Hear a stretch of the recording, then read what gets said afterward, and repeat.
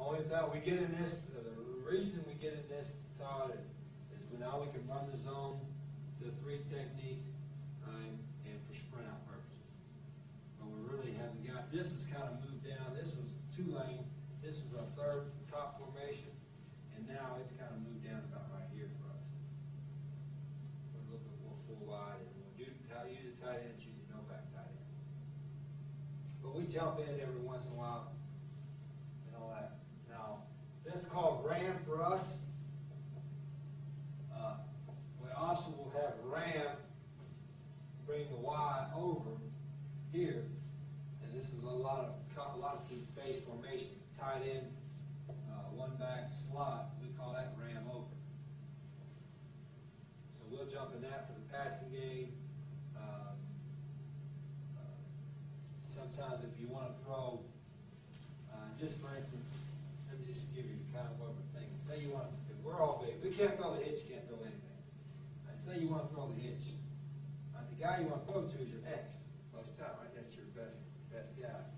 Well, say they will a linebacker over here in cover 3, and he's cheating out here and he's buzzing out there. Well, you can't throw the ball to your X. All right? Well, you can throw it to the field, but you have no flat defender to your X out. Well, you can go 4 wide and do it. And now that will linebacker has to hold for that hitch or buzz out, one of the two. Well, if you want to run the same, if you want to have a gap protection or easy protection, you tight end in there, you still want to throw the X or cover 3, then you just go over. Now you have your wide on the hitch, now you have a guy open flat defender. So I mean, so we're looking, it's not so much having a big number of plays, it's creating the plays that you do have, creating a formation to allow that play to run. I'd say, here's an example, we might run here, and this is kind of a theory. I think Ron will probably have talked to you. We have no run in our offense. When you run to an open side, we have a guard and a tackle and no tight end. We have no runs that will run with 4 weak. Can you explain that to y'all? Yeah. In other words, if there's 2 defenders and a linebacker with a Mike and Will. If there's 4 guys weak, we will not run it weak. Period. We shouldn't. Sometimes we got stuck doing it. Bad coaching. And it don't matter what formation. If you're in high backs, if you're in 1-back, no back, it don't matter. Any offense you're in, if you run to a 4-man side over here, you're dead. You're not going to. You just ain't got enough people, and you got enough people to block. You got 2 cover back. You'd have 3 to block 4. Now, say a team is just going to give you 4 weak all the time, right? Because they want that will linebacker to be over for the X 4 week. Well, sometimes if you bring the ram or the guy over, they don't move another linebacker over there, right? Now you've got a way to block 4 weeks because you got an extra guy. You see what I mean? So an answer for us sometimes, if the guys are going to move us 4 weeks and just keep us 4 weeks, when we want to run week, just bring the slot over. If they move 5 over here, then shoot, then you got all kinds of numbers for us to tight end. So I mean, there's kind of that's kind of the way we look at things in that regard. So that's what I'm talking about, numbers. Don't run anything with 4 weeks. You got 4 week, we ain't running week. And we're a big weak side running team. So, but that one ran the line over, and we don't use it in that much. Rip and Liz far. Are you all running that formation? Yep. All that is Rip and Liz, and a Rip and Liz baseline. In other words, the Y is -1, the Z is +5, and then we line up the fullback or tailback out there, way out there far. He's a decoy. When he's out there, he has one job: go deep, run a guy off. If you want to get that booster boy in the game, line him up at F and tell him outside release, run deep. Can't always screw that up. Now we will put a wide out every once in a while out here, just to be a little tricky. But usually it's our fullback or our tailback. We call our 1-back our fullback. And most teams will put, it's pretty simple. This is part of the theory. If they leave it, if you go far, they'll leave a corner out there. But if they leave the corner out there, it tells you it's zone coverage, right? If they put a linebacker, which our defense did on occasion, they take the Mike linebacker or the Sam linebacker and line him up out here. What do you tell them? What covers it? Man coverage. So it doesn't bother telling me, so if we want to put our one back way out there far, and they take a linebacker line up out there, well, shit, you done telling me your man covers. And the whole theory is, if you know what they're in, any offensive coach, defensive coach tell you, if you know what they're in, you blow them up. And that's part of the premise of being no huddle. If you can predict what they're going to be in, whether by formation or by tempo, every coach in America can call a good play. If I know what they're going to be in every time, you're going to call a good play. And that's the whole key about the tempo, about the formation. We're going to predict what they're in. So usually teams won't do that. They won't put a linebacker out there. Plus, he ain't out there comfortable space anyway. I bet you there's been times we threw twice at Tulane. We thought last year, there's times that this guy's wide open in that field, but we never looked there.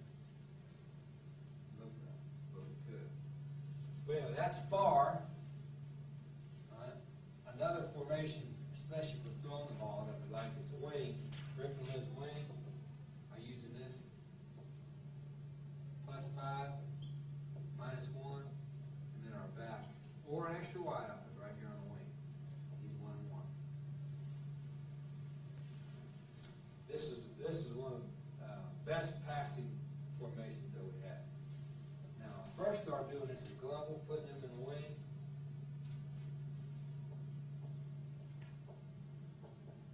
First started putting him right there for sprint out. Try to get the edge. Right? You line him out here in the wing, a lot of times that, instead of coming from the backfield to help on 80s and 90s, he come from the wing and we sprint out. That's what first did well. Now we do it when we line up out here on the wing, shoot them line those in way out here. They know that they don't want for sprint out. And now we'd like to do it just to get a free release. Over there.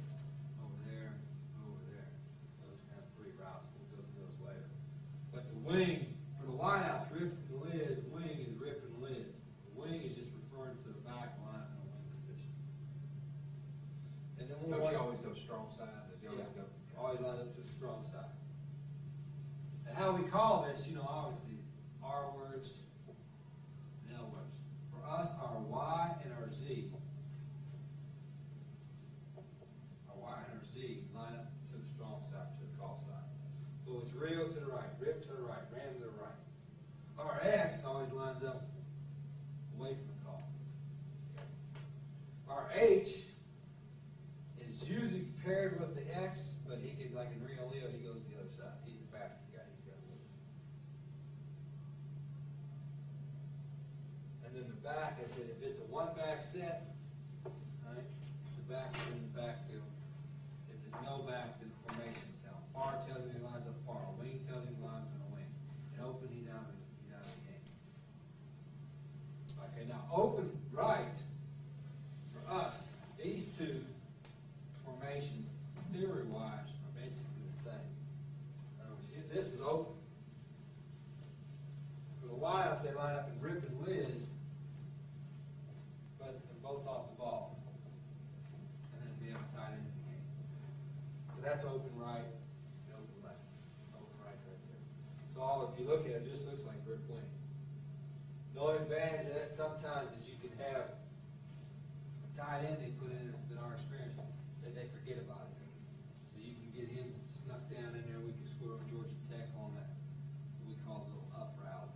Taught it up to you. You got a two safety look, they both kicked off. Tight end, had a quarterback step up, like trap, pop back. We did about 40 yards. We can do that.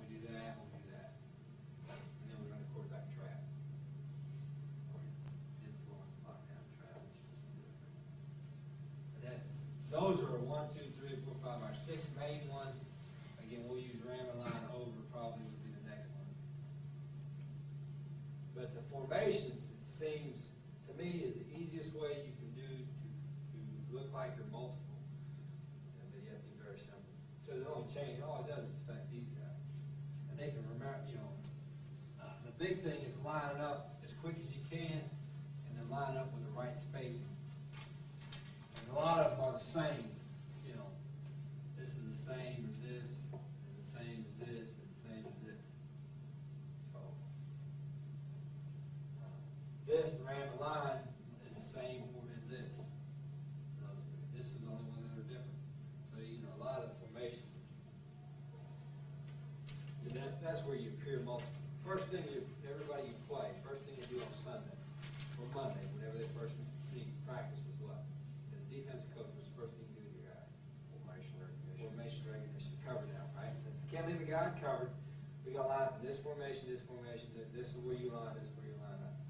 Right? So that first thing is offensively, what we do is teach us look for uncovered, because that's what you screw up.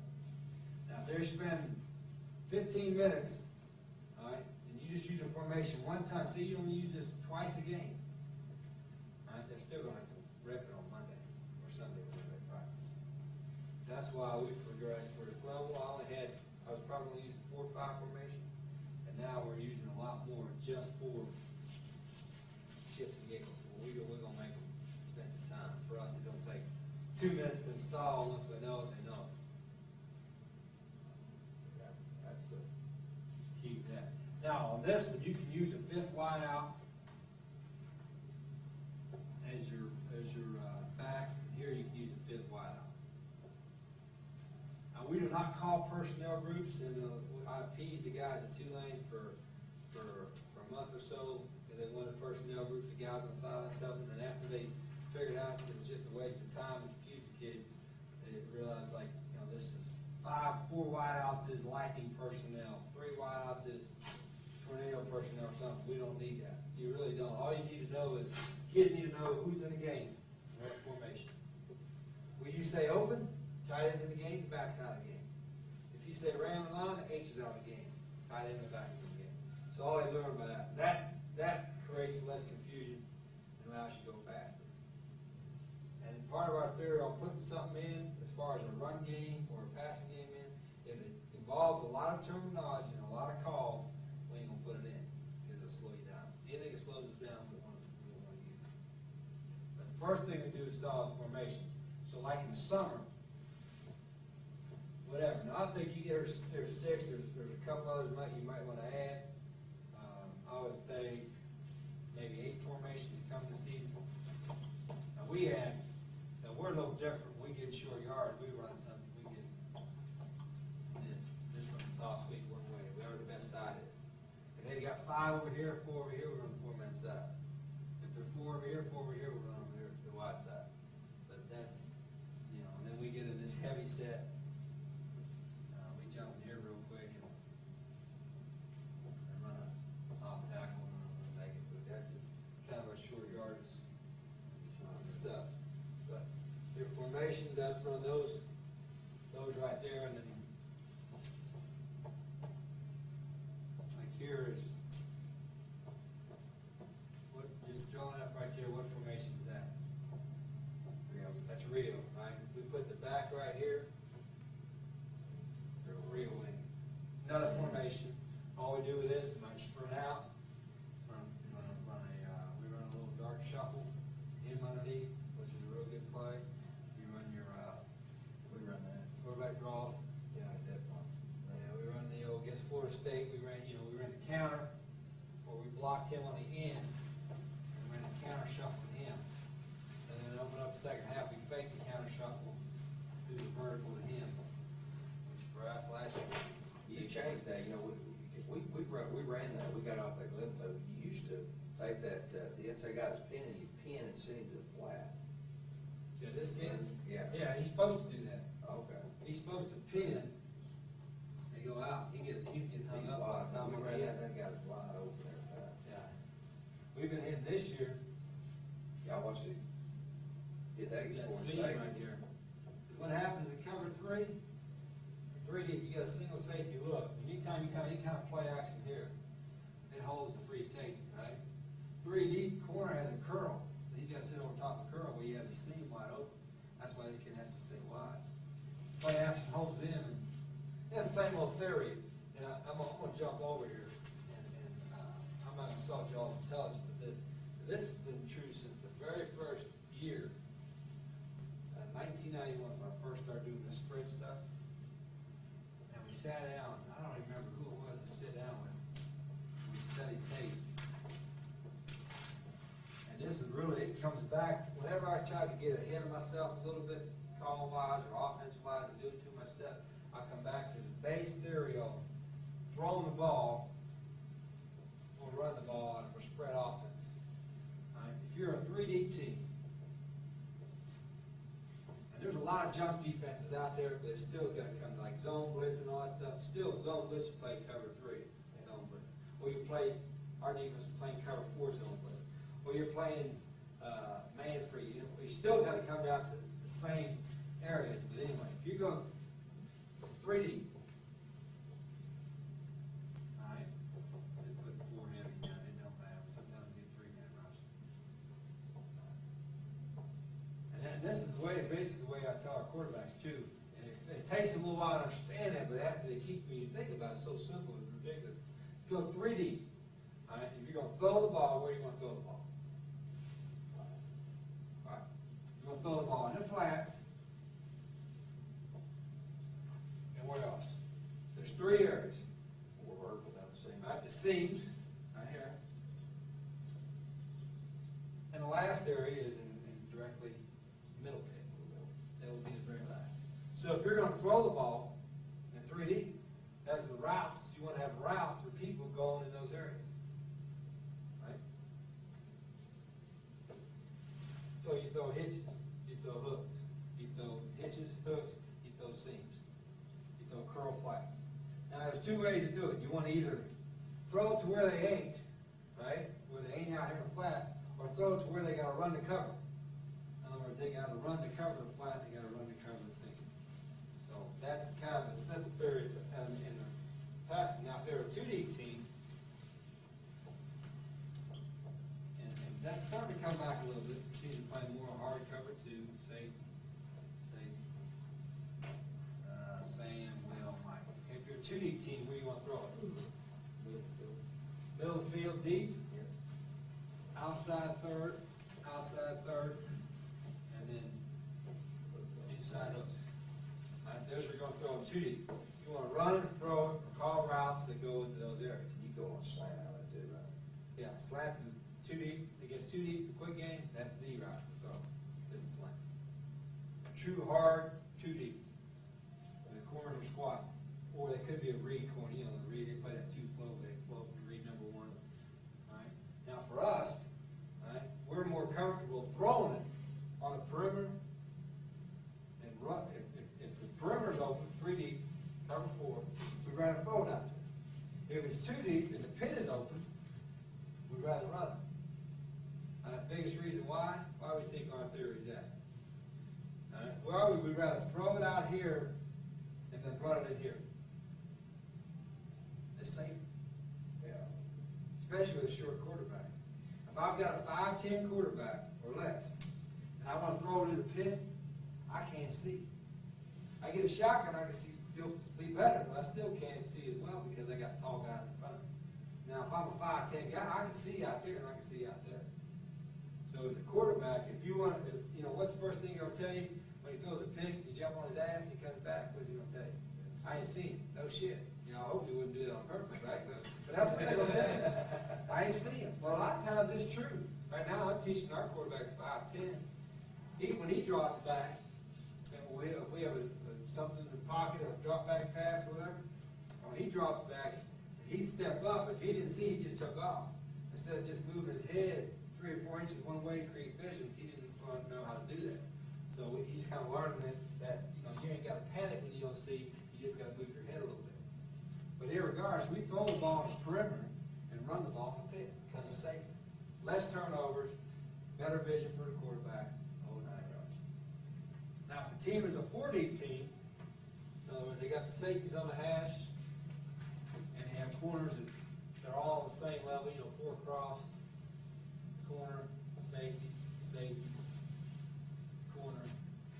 We treat that basically as a mixture of 2. The flats are open. We treat cover 4 as the same as cover 3 as far as where we want to throw the ball out on the perimeter. If you play cover 4, we're going to throw the hitches and hooks, curl flats, and depth on it out there. And when you come back down, that's why you don't need. We have, and I've got a copy of it. You might already have a copy of it. Some of the route packages style. We have about 27 route packages. We don't use a passing tree. we're a 9-cut, 6 route, and we do like y'all do. A route package tells everybody what to do. You just got to memorize it. You don't need 27. You probably, before I leave, we'll break it down to ones if I was to start an offense today, which ones I'd use, and probably cuts us down to about 12 to 13, including the quick game. All you got to have in your route package on your list thing is something that's good against 3D, 2 ones that are good against 3D, 2 of them good against 2D, 2 or 3 that are good against 4D, 2 or 3 that are good against man coverage, and then 1 that's a catch-all. I'm all for that. Yeah. And then you just execute the hell out of it, and you run it out of different formations. In other words, you run it out of reel, you run it out of rip, you run it out of far, you run it out of wing, you run it out of open. Right. So there's that's where you can, appears, boy, you guys are doing a lot of shit. No, we're just doing a lot of different formations, a lot of window dressing. But the first thing you do is teach them. We teach as far as the quarterbacks go, is the formations, all right, and then how can they line up like I showed you before. All right. Rio and Leo, or Rip and Liz. And the same thing we taught as quarterback. If it's Rip and Liz and they say cover 3 team, how do they line up? It don't matter who they are in America, they're going to line up like this. You just put X. They're going to line up 6 in a box like that, cover 3.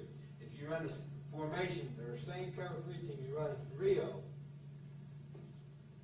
what are they going to do? Slide. They're going to leave them there, they're going to slide over. Slide them over, up, exit 1-on-1, right? Always look for X 1-on-1, always look for uncover. First thing you look for, X 1-on-1, uncover. X 1-on-1, or uncover. All right, if we're the same thing, we're Rip and Liz, I guess that's kind of the formation everything's based off of first. And you go no back, far. What do you look for? Uncover. They keep 6 in the box. Can't keep 6 in the box and no back unless it's cover 0, right? As long as we're safety deep, all right, we got somebody uncovered or we got numbers somewhere. Right? So they slide them all out. I cover 3, you're still in good shape on the flat. Now we got 5 in the box. See, the misnomer about us, well, about really any team that runs the ball at 1 back, when we're in a no, everybody else is no back, they call no back, it's really a 1 back. Just that 1 back happens to be a quarterback. When we're in a 1 back set, for us, that's really a 2 back. Just that one of those 2 backs happens to be a quarterback. And that's part of that. Thinking about that. Right? And then as far as teaching, as we put them in there, I'm jumping around here, we're calling-wise, play calling-wise, as long as you have a free safety in the deep middle field, you've got everybody blocked, and you're going to have everybody blocked, and you got numbers to run as well. So we tell the quarterback, if there's a free safety in the middle of the field, all right, we don't have to worry about getting outnumbered. Now what happened is our defense would give us 2 safeties deep, and then zone blitz and really engage, basically play like cover 0. As long as they get a safety deep, you got numbers to run. If you got 2 safeties deep, now you're really outnumbered in the run game, but you obviously not going to have anybody covered free in protection. If there's no safety deep, in other words, we call that from about 8 yards in. If the safeties are 8 yards or closer, if it's 9 yards, you go with the play around 9. If they're 8 yards or closer, you count as cover 0. We're going to throw it 100% of the time. Unless, fourth quarter, you have a 3 touchdown lead, you might hammer. So that's what the first thing you look for as a coach is the depth of safety. First thing quarterback is the depth of safety. But again, I think Todd, I think y'all are doing the same thing. We don't put any pressure on him initially to make any of the checks, any of the audibles, and all that stuff. Y'all invest too much time watching film and all that to put I know my mortgage payment, my $2,000 mortgage payment, I ain't put it on that 18 or 19-year-old kid. Hell, that. He was watching cartoons last night. I'm before he snaps the ball, if he's not sure, he looks at the sidelines, we give him all the checks. Most of the time when he looks over, he gives this signal. That's just stay in the original play. You're okay. But sometimes it's a Xerox call, which changes the play from one side to another. Sometimes we tap them, sometimes we give a slant, and all that. But we don't put any pressure on. But what I want them to do, when they know something's wrong, I want them to know that as well. And eventually they get to that. You know, they get to it over there. All right. So those are formations that we kind of go through. Base ones, then you do whatever with that. Any questions on that? Okay. That's the first thing. So I would do in the summer. You have a formation like a Rip and Liz. How you doing that? Signal? Rio and Leo? Yeah, we'll do Rio and Leo and Rip and Liz. Rip and Liz? Okay. Like they would have a 5-minute, we used to do this pre-practice. And just wide outs, quarterbacks, and running backs. Just line up in formation. Rip and hurry up line. And everybody, you might have all, even your JV, your freshmen, they can all do it. Then you might have 5 X's standing there. You call Rip, they all run over there. Everybody lines up. As soon as you get lined up, you give another formation, Leo. And just line up as quick as they can, without even putting any play call at all. Just line up the formation. It only takes about 10 minutes, you can run through all your formations. But the key is to do it on the left hash, and go over and do it on the right hash, and then because part of the game is in the middle of the field, move the ball to the middle. And have them recognize where the ball is at in relation to the hash. Now, if the ball is in the middle of the field, right? Now, I did tell you wrong here, the X is always 5 yards. If the ball's in the middle of the field, it does change your alignment. If we said rip, the ball's in the middle of the field, both wideouts are at the bottom of the numbers. That's X. That's the bottom of the numbers. Slots with the difference. Said as wide as he'll ever go. What's that? Bottom of the numbers is as wide as he'll ever go. Yeah. Except, well, I say that, if we sprint out, if we're in the middle of the field, we don't sprint out as much because you have less room, but if we're in the middle of the field and we sprint out, then we put the Z 5 yards from the sidelines. We never sprint to the X. We always sprint to the strong side. So then if we do sprint out, then we put it in the 5 yards. 5 yards from the sideline. Now, if we're in Rio, ball's in the middle of the field, he's still at the bottom of the numbers, the X is. And now the Z lines up 5 yards from the sideline. The Y runs 5 yards from the tackle. H splits it. 5 yards is his widest point. Yeah. Now we'll let the back line up 3 to 4 yards from the sideline on far, because he's just a decoy. So, but that's, you spend 5, 10 minutes in motion, line up, get all your 7, 8, 9 formation, call formation, and line up so they get line moving. Move the ball. And not always stay on the hash. We can take your manager and have him spot the ball here, call the formation. And do it. The formation, that's just with the dress.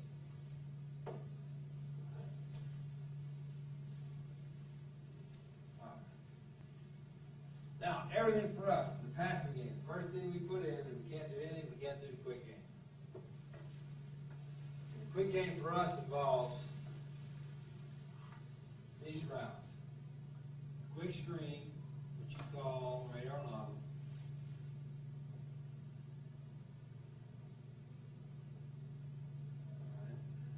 Our hitches, our slant, our bow, our skinny, which we're getting better at doing that. And then off of that, we call tap, which I think y'all call the same thing, converted. Hitch to fade. We don't do anything that's converted on the run. Everything's converted pre-snap. And the reason being, it's good to have, and I used to do it like everybody else in America. If we had a hitch call in that corner with squat, either cover 2 or press man, and then he automatically convert to a fade. Well, then you get these people that play press bail. And now you got your quarterback thinking one thing, your wide out thinking another thing, and you're caught between a shit and sweat. I'd rather all be on the same page. If We got press man all the way across the board. I can't tell you how many times the press man across the board, we've kept the hitch on and hit it. If your timing is right and the route and the right out runs the right route, you can still do it. If it is pressed too deep, I should say, if it's hard corner cover too deep, and we think the corner's staying hard, and the reason that we tell this, I just tell you how I'm thinking. Usually, whatever, nickel back. If the safeties are 13 to 14 yards or deeper, and the corners are tighter 5 to 6 yards, it's some kind of cover two. It's either a hard cover two or a float two, right? But usually some kind of too deep look. If these safeties are about 10 yards, and the corners are about 6, 7, 8 yards, or close to that same level, it's usually some kind of cover four. That's why I said the depth of the safeties. Right? Because if this corner is going to squat on a hitch, right, that means this safety's got responsible for a full half the field. You played safety, I played safety in college. If my ass had a whole half the field, I would line up deep. Especially the further they spread me out. What's the number one rule for the safety in 2D? Deep is the deepest, right? That's right. Same way as a corner. If I'm a corner in 3D, what's my number one job? Deep is the deepest, wide is the widest. My ass better get back there. I'm going to get fired, and everybody's going to know who I am if I get run by in 3D or 2D. So usually if it's a true deep, these safety, sometimes if they got no confidence, they'll line up 13 yards, 14 yards, and cover four. Most of the time, they're deeper, they're tighter, right? It tells you the corner squat. If the corner squat, we call it hitches. We saw the corner 4 to 5, safety deep. We'll pre-snap, we'll give them slants. Right? So slant's a great route against 2D. Why is a slant a good route against 2D? Will linebacker make a decision? All right. And what's going on with 2D? I'll just show you, because you run a sprint, you'll know this. 2D. Count those two out of the run game. Count those two out of the run game. Those four are not factors in the run, because you run the ball in a pit. Got a Mike linebacker, and you got Sam or Nickel. Easy for us to implement with. They more probably 99 times out of 100. That Will and that Nickel or that Sam linebacker are going to be lined up where? Inside. Why? If their ass gets outside leverage, golly, all you do is stand in front of them. You're going to run forever. So they're more often in here in that gray area, aren't they? They're in that gray area playing in and out of the box, kind of half in the box, half out of the box. But now when you run a slant, right, especially when you push 3 steps to go in, they got to stay inside that guy. That's why this area is open for slant. Here or here. So that's just kind of why we know too deep. If we know it's a hard corner, shoot, we throw a slant all day. Or run it. But if we want to throw, quick game, we think we can throw the quick game against every. That's why that's the most important thing you can do. I don't care if your quarterback can't throw 40 yards. Right? The most important thing you do is be able to throw the quick game, because you can call it against everything. Every defensive number man. Even if they drop 10, you can still throw the quick game. The quarterback finds the right guy. Right? So that's the first thing you do, we do obviously every day with practice, all the practice we work on is catch and throw out of the gun. Speaking of everything out of the gun, that's radar lava. You get more often than not, for us, it's more of a check as opposed to original call. And, this year against, if you played a team that is a true 2D, 4D team, a zone team that doesn't play man, whatever, you can go no back. We call this the empty formation. That probably would be the next formation we put in, where that's the X, that's the F, that's the Y, that's the H, that's the Z. We call that empty. This was big for us at Glenville because of we had some pretty good pass catchers here. We'll call this as the original call, radar lava, and it goes to block.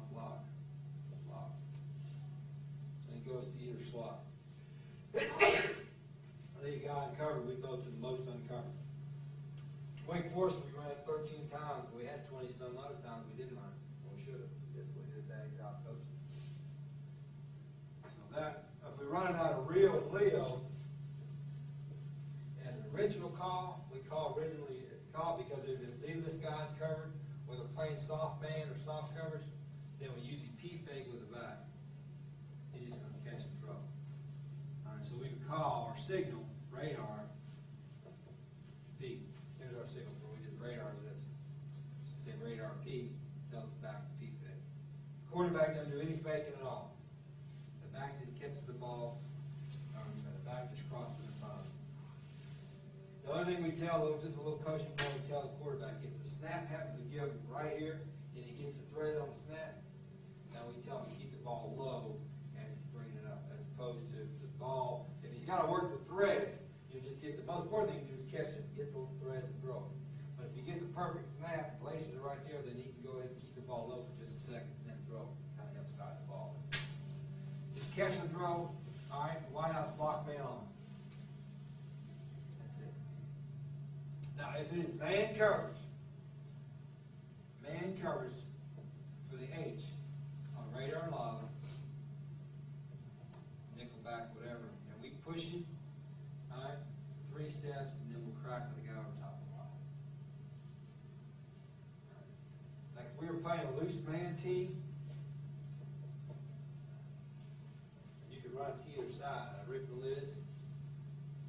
This way you have a chance to get a really big play. If you play a team that's going to play a lot of loose man, we're going to push and crack. Hopefully, figuring on man, he's going to take his guy with him and take him out.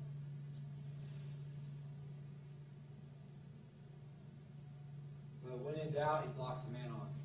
And that's a rule as a White House. Who's coaching the White House? You coaching the White House? Has a rule on every run play. I know this is different. Every run play, man on, you block the man on. If it's man, you run him off. Whether you're front side or back side. Now, how do we determine man or zone? Because our guys still screwed up half the time. Right? When you run down the field, where's his eyes at? You run at him, if his eyes stay on you, right, it's man. You run him off. As soon as he picks back, you got to treat that as zone, and you got to block him, cut him off. So it really ties into what we're doing with radar lava. Now, because we're in Rio Leo more often than the run game, one little play we like to use, especially in man coverage, is radar or lavas to the left, to the F. If we tag F to it, we would say this is the left signal for lava. F, then it goes to the fullback. He goes 1, 2, 3, it catches and goes to him. And then the X, push back on him. Now you got a chance to replay. So if we played a man team, especially a loose man team, or a press man, we crack right there in the wheel and just go right there to the F. We'll run the same thing out of Ram and line, the tight end.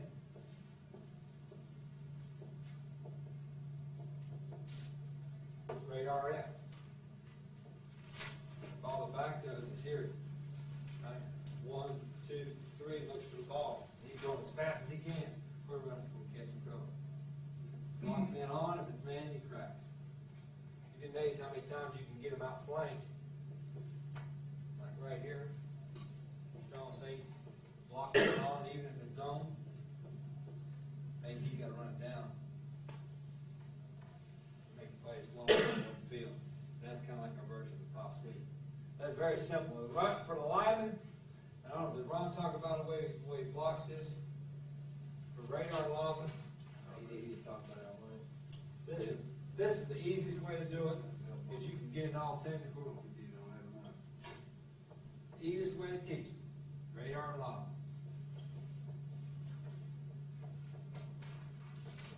Either 5 in a box or 6 in a box, it don't matter. It's usually going to be an extra guy in a box. Whatever. If you got a man on you, go reach his outside top hat and cut it. And you got it on, you can cut him right, get him. Yeah. Go reach.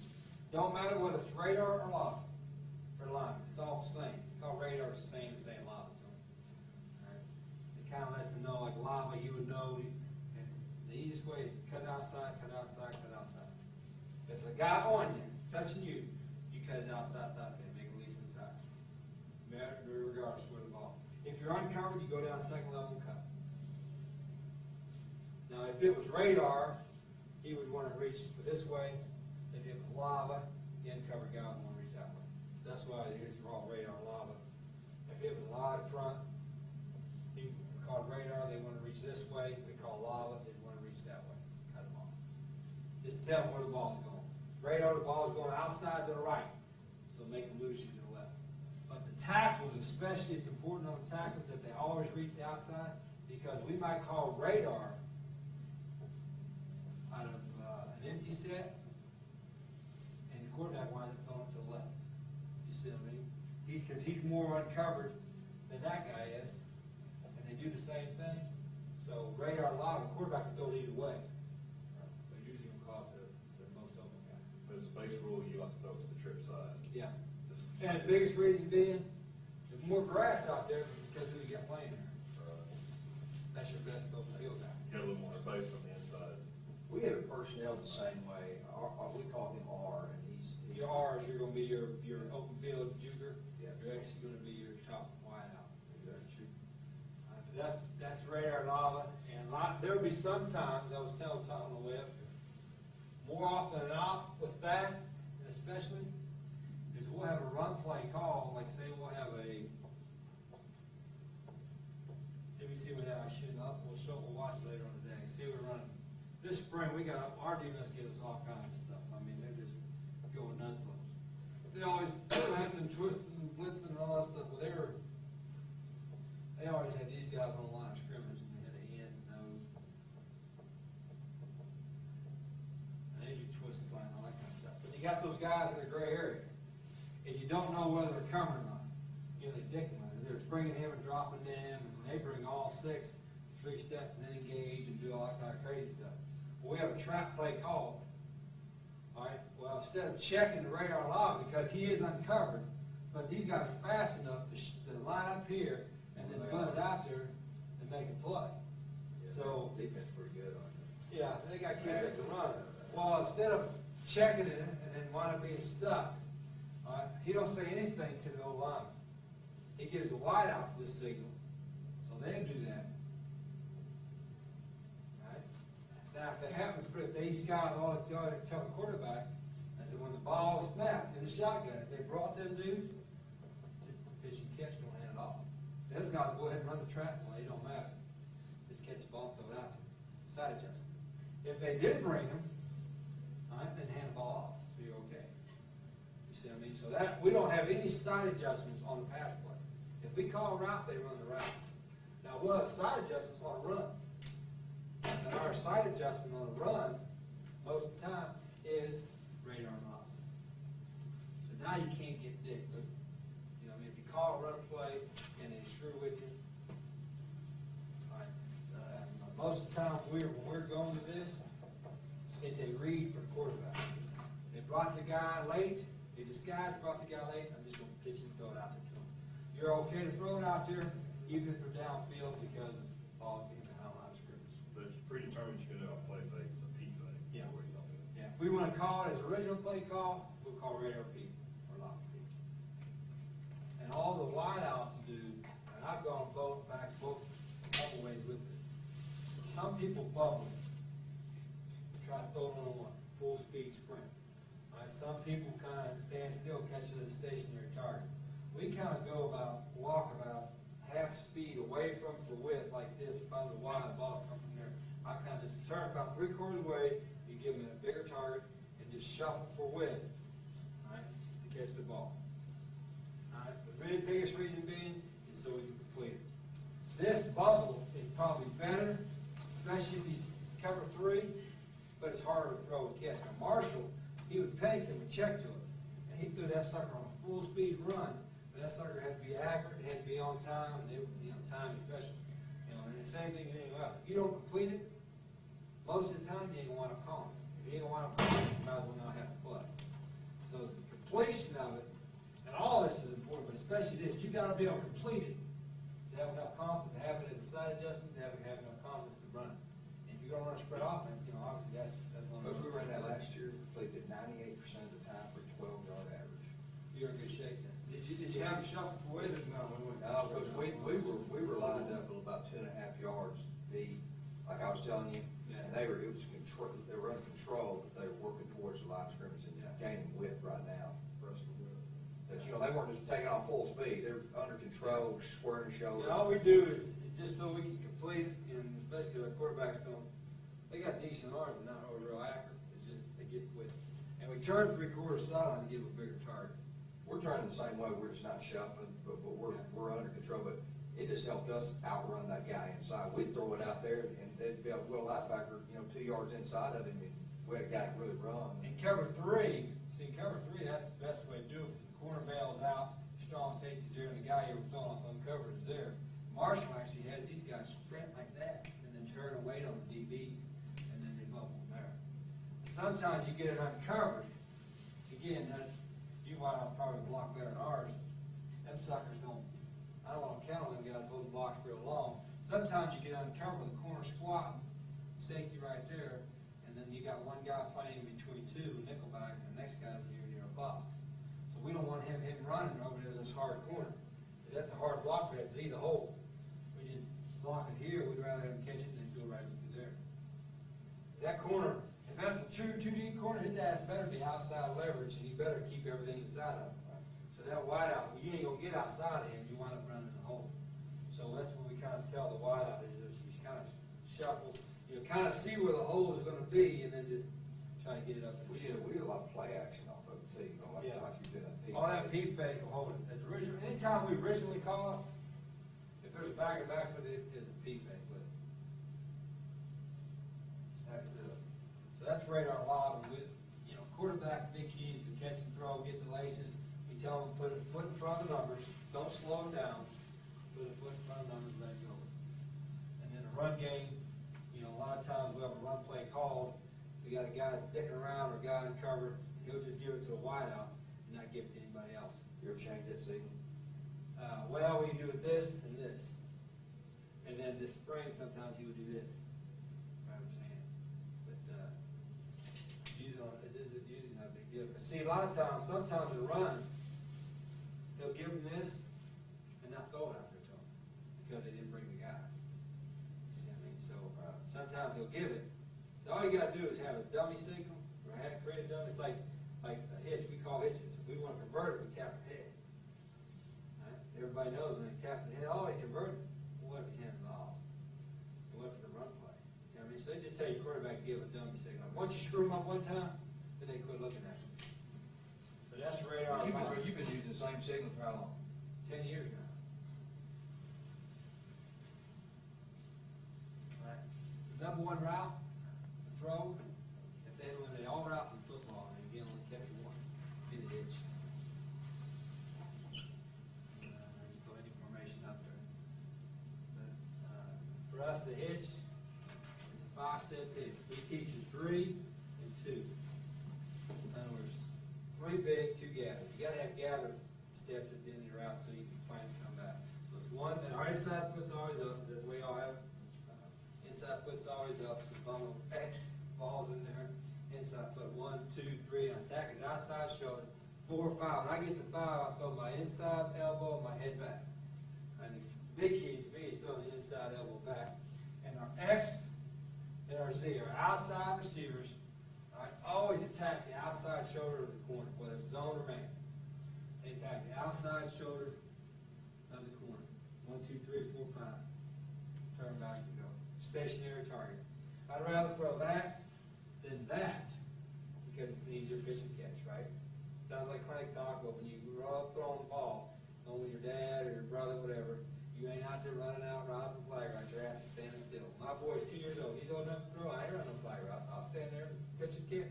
Stationary target. So you can complete it. All right? So if we call hitch, everybody runs a hitch. What's the depth of that usually, Coach Ray? You want to get 4 to 5 yards.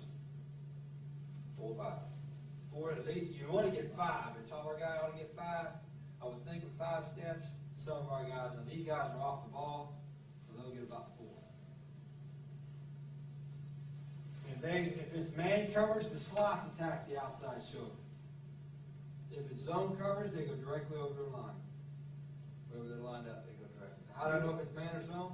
Where's his eyes at on the snap? You ever have a problem with that? You know, like over here, you know, with it being being Yeah, I'm gonna show you. inside guy Yeah, covering him yes, down. and that was probably started about 2-3 years ago, so now, this is, there's always an exception to the rule. If we're in Rip and Liz, alright, he goes 3 steps, he goes 5. Okay. And we did it because we started throwing him more often. Because we have the hitch, or quarterback's rules, where you throw a hitch or a hook, and most of the time, any of the routes, because of longer, softest coverage, shortest throw. And wherever the softest coverage is, that's where you want to throw the ball. If the coverage is equally soft, take your shortest throw. Shortest throw is usually the hoop. Your X. And you only do that on the strong side, right? You only do, because the X is wider. Yeah. So he's 5 steps, he's 5 steps, and for Rip and Liz, he goes 3. Okay. And it's a 1, 2, 3. 2 big and 1 gathered. I hope they get it on the same level. Quarterback is going to catch and throw. Pitch and catch, you ought to get it off in less than 1-5. Get the laces and throw. Turn the double play. That's what we use now. You do that drill with the ball. Yeah, that's what we've Pitch been and catch. doing. Yeah. Catch and throw. We do a lot, we've been doing a whole bunch of it because we're, they're not used to it, and we're good at it Yeah. right now, because, they're used to taking. That's the hardest thing, the hardest 2 things that the quarterbacks have to learn when they're not accustomed to the shotgun is to catch and throw and get rid of 1-5 or less, and then throwing it on the run without pitter-pattering your feet. We sprint out, we don't gather our feet to throw. We're throwing off our back foot, off our front foot, whatever step that is, that's what I got to throw it off of. That's the most difficult part of that. But that's a hitch. If they press it, we keep the hitch on. If we want to convert it, we just tap it. Sometimes we tap the side of the head, all right? If we tap, this is where our main base rule is, if we tap the top of the head, it's the outside guys. If we tap the side of the head, it's the inside guys, converted to vertical. The only time we ever tap a slot is cover 0, no safeties. And when we tap it, we only tap one of them. We see very little cover 0. The bowl game, we saw more of them. But if you say you're a press man across the board, and they're just bringing everybody, then we'll tap a slot, and it's probably going to be who? Probably going to be the Y. And now instead of running a 5-step hitch, he'll run 3 steps right at it, and cross the space, go to the middle field. Quarterback will catch it. Instead of catch and throw, he'll catch, squeeze the threads, and then give it a little bit of air and throw it away from that defender, throw the ball over here. And the Glumble, George, see, when they pressed him, that's what we do. But we don't ever convert them or him unless it's 0. 0 coverage. The only time we ever convert to H, all right, is if he was pressed and he was loose. Well, then we'll go ahead and take our chance with H. But usually, guy, you get tapped, you're tapped is X and Z, and it's usually our X. And if we tap him, all right, then it becomes a fade. And we've changed, like for him, we'll have a game. Sometimes this is a tap, sometimes this is a tap, sometimes that's a tap for him. Sometimes we just yell tap to him. It'd be amazing how many times you can just yell it right. I mean, especially with a guy, I had a couple guys that were props. You know, they don't know what to do. I'm standing outside, and I tell them what to do. Run a curl, run a post, run a hitch. Shit, dude. They tell them. I've done that, we've done that too. Yeah, you're not a cheat. What the hell? Yeah. Let it go. And of course, think surely he's just setting me up. Hell no. I'm telling you what to do. If you, so you're saying you tap, if you tap your left side, it's talking X, it's not talking to it. No, he got to do it with both hands. If I want to tap X, it's up here. If I want to tap Z, it's right here. And he'll get it from the sidelines. But that's how we don't convert it. We'll convert it from the sideline. Now our aiming point is important because I don't know if y'all have the same problem. We have the same problem. It seems like we always have a C start off with 2 days with it. Running it out of bounds, throwing it out of bounds. So that's where we put that. Right in that line, we're gonna do that. That orange line, 3 yards from the sidelines. That's the quarterback's gray area right there when he makes a bad throw. All right, so if he gets pressed, because they're going to press you to the sideline, they're good with it. If he attacks the man, gets on top of him, that's the key on wide lines. Get on top of him, step on his toes, get around, because he has to outside release. And if he presses you outside the orange line, you got to lean back in. And then we tell the quarterback to drop the ball in the bucket on the orange line. catch and throw, and drop it over, give a lot of air, kind of not a lighter, kind of like an inverted clothesline, drop it on the orange line, give a chance to make a play, or throw it out of bounds. There ain't nothing to shop more than having a guy run right by a guy, and quarterback throwing this far out of bounds. That's still out of bounds. Might be 30 yards out of bounds, be this far out of bounds. When we tap it, you have a little more room in the field, but again, our Z's not as good as our X. When you tap the Z, I mean, he's got about 8, 9 yards over there. It's kind of easy to throw to. When we get a Z as good as our X, then we'll really be something. We throw it to our X 9 times out of 10. Very rarely we throw it to our Z. Now, this is all quick game protection. Yeah, I think Ron went through that with y'all, right? Yeah, we got all that. That's either going to be gap, it's either going to be 5-man protection or gap protection. If there's no back, it's got to be man. If there's a tight end in the game, as a general rule, if there's a tight end in the game, it's all gap. If there's just a one back, it'll be either or. And we either gap it, line goes one way, the back goes the other, or we man it. When we man it, we use a P-fake with it, because he's not involved. We call it man, it's 5-man in a quick game. It's a set, cut. It really kind of depends on, it depends on two things. One, how they play you.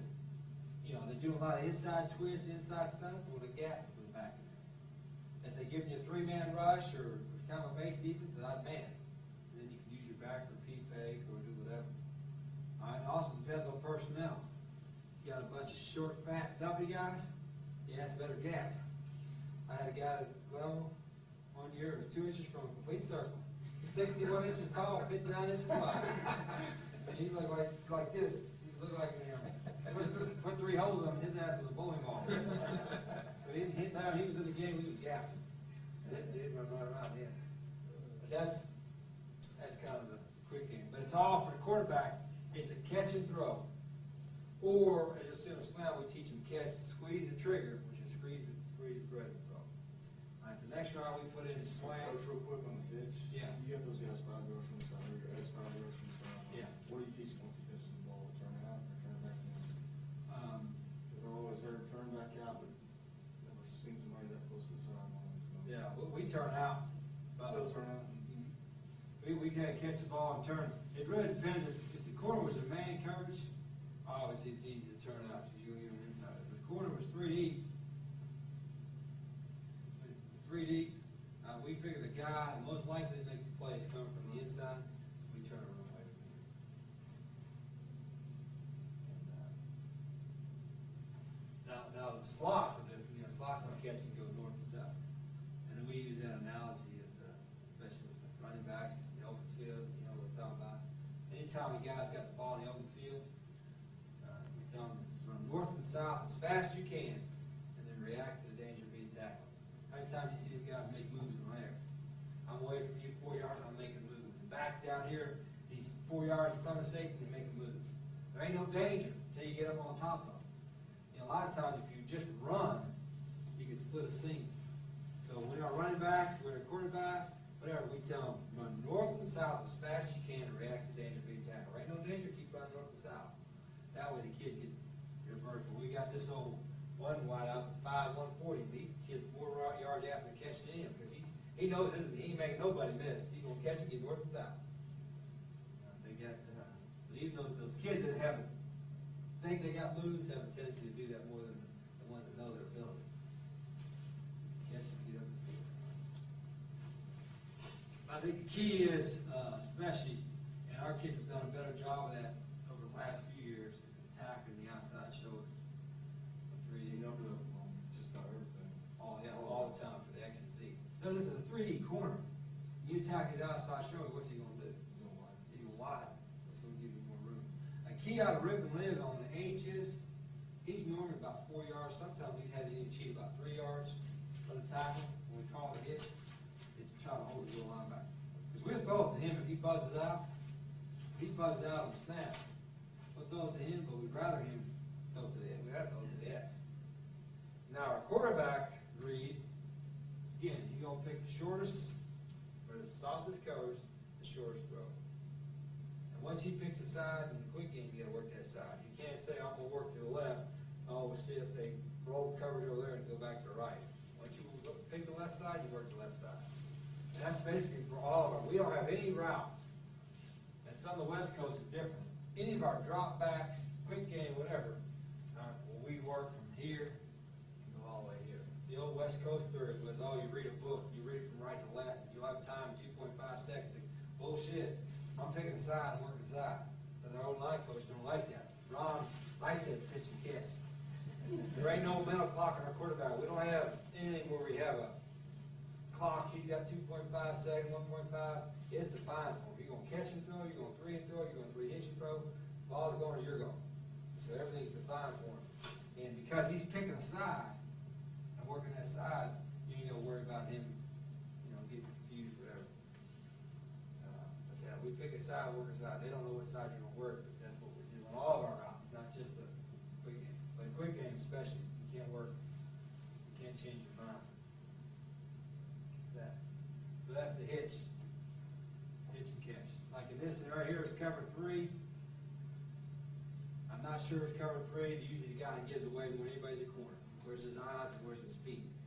Now, a lot of times our guys try to disguise when the quarterback is in there. If Todd was the exit, quarterback's in there. Obviously, if I'm turning with my ass to my eyes on, I know it's man. A lot of guys get kind of head up like this. But they'll cheat the 3, they cheat that inside foot back just a little bit. Get out of there, press fail. Right? But we try to get to our X, he catches most of the hitch.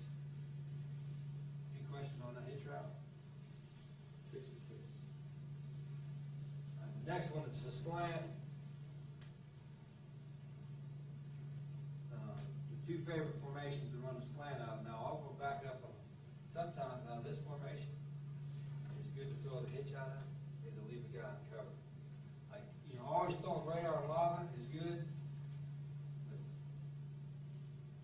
throwing a hitch is sometimes good too when the guy's in cover. Gets the ball to the field 5 more yards. And so this was a good formation. If you've been throwing a lot of radar and lavas in practice or will spring, instead of changing the change, instead of just throwing radar and lava, just going real and Leo, throw hitches. I'll let you quarter. If you got a guy in cover, you got this guy in the gray area, this guy in the gray area, this guy split the difference, you're going to hit the Y. If they play you 2 deep look with a corner here, a nickel here, a safety over top, you'll be able to hit your H. So throwing the hitch is another way, Todd, of getting the ball. It's another one of our answers to an uncovered. You can throw a radar and lob and get the ball behind the line of scrimmage, or you can throw the hitch and get the ball 5 yards down the field. I wanted to ask you something, Rich.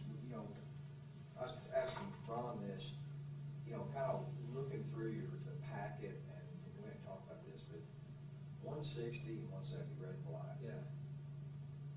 Do you always, like, if it's a Rio, would it be red? If it's a Leo, would it be black? That's Yeah. kind of how they match up. That's the reason why you're doing so. The back end always block the same side. Because I was trying to figure out when would you call, black, and when would you call red, and it goes to formation strength, right? Yeah, and that's just not a habit. Okay. You would have to do it that way.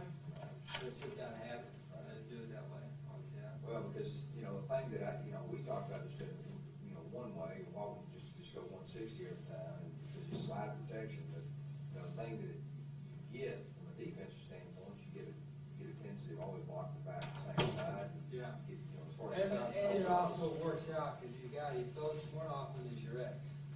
So if you call real red, your back's going to be away from your X. You prefer to throw away from your back. And wherever your back is, that's where the linebackers will be shifted to. Right. They'll be displaced to your back in the shotgun a little bit more. So we're doing that right. In fact, and then we throw a slant, sometimes we'll go over here. This is something that we did in spring. We call red P, which we've never done. Red and black P is always been rock and laser P. Right? And we'll P fake here, so right protection. Just to try and get the wheel to step in and throw a slant. Right? That's a P. We'll P anything in that. And when time we say P, it's just the back. It's not the quarterback. Quarterback's going to catch the ball. But slant route is next. Coach, why are you calling red and black, Rambo, Limbo, Rocket, Laser, so that everything in the quick game is terms? No, and the reason it's saying that instead of 160, because 160, 34, 160, 34. 160 has 3 syllables. 160. Red has 1. Right. That's why. We don't even call 160 anymore. Right, that's what he said. I was just wondering, then you've got, your 80 and 90, you go with numbers on those. Yeah. Okay. That's probably because I haven't had a term yet for 80 and 90. Once I get a term for 80 and 90. We usually color code it. That's why I asked. 80 is just 2 syllables, so I might come up with something that says different. You go with that. We used to color code, like call, what was it? Blue. Purple was sprint right to the right, Yeah. R, yellow sprint to the left. There's nothing wrong with doing it like that. Yeah. The only difference was that, numbers, as you do more often, kind of run in your mind, as a defensive guy, numbers kind of jumble in your mind more, whereas the terms, they can pick it up if you use a lot of terms. I couldn't figure out why you were like on, say, a 60 protection, say if you're gonna run a hook and you call 60, the receivers are getting the hook. Yeah. So the silence, you really don't have to call 61. No, it's like 65 and 61 That's what I'm saying. and 63, or 64, whatever, it's all the same line. That's what I'm saying. But the second number told them the route package. They don't need to hear that. All they need to know is if that's a 3-step in the shotgun or 5-step underneath, how, if it's 3-step. All the wideouts got to know, all they got to do is see the signal. That's what, yeah. So you want to hitch? Oh, here's a sign, here's a call. Red. Okay. And what different call right there? Red, red. Everybody knows what they're doing. That's it. They're blocking 160 protection. All right. If we wanted to go slant, red. Does the formation. Red. Slant. All right.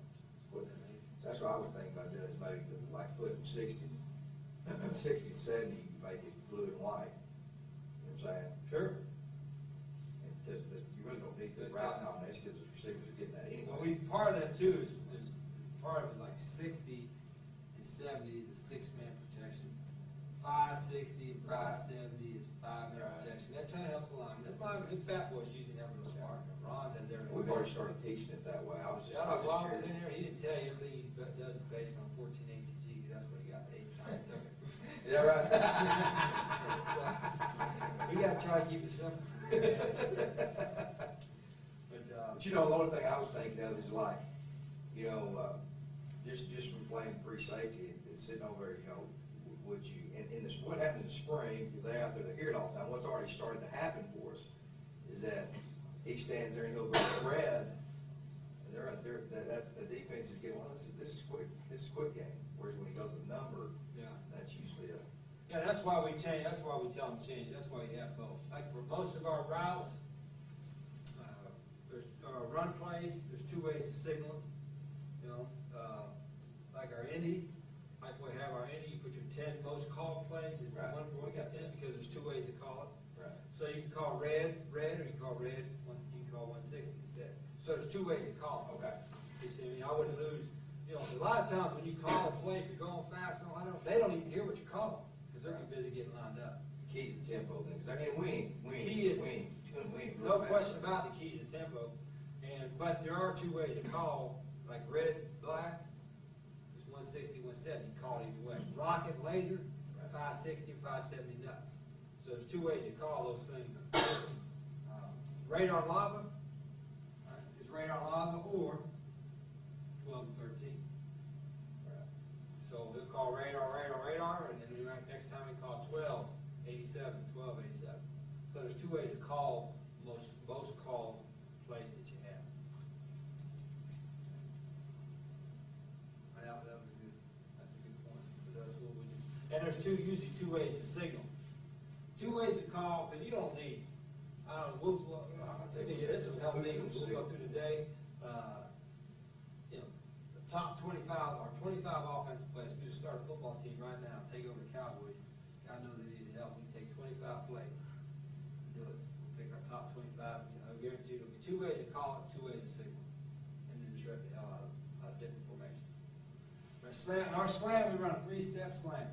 1, 2, 3 slant. 1, 2, 3 slant. They have to go inside. If the corners is press man, whatever, it don't matter. You cannot go over the top of the corner. Constantine, conference champions against Southern Miss that are ex corner skate inside. He jumped over the top. Sean threw it got to go inside, 3-step, 3-step.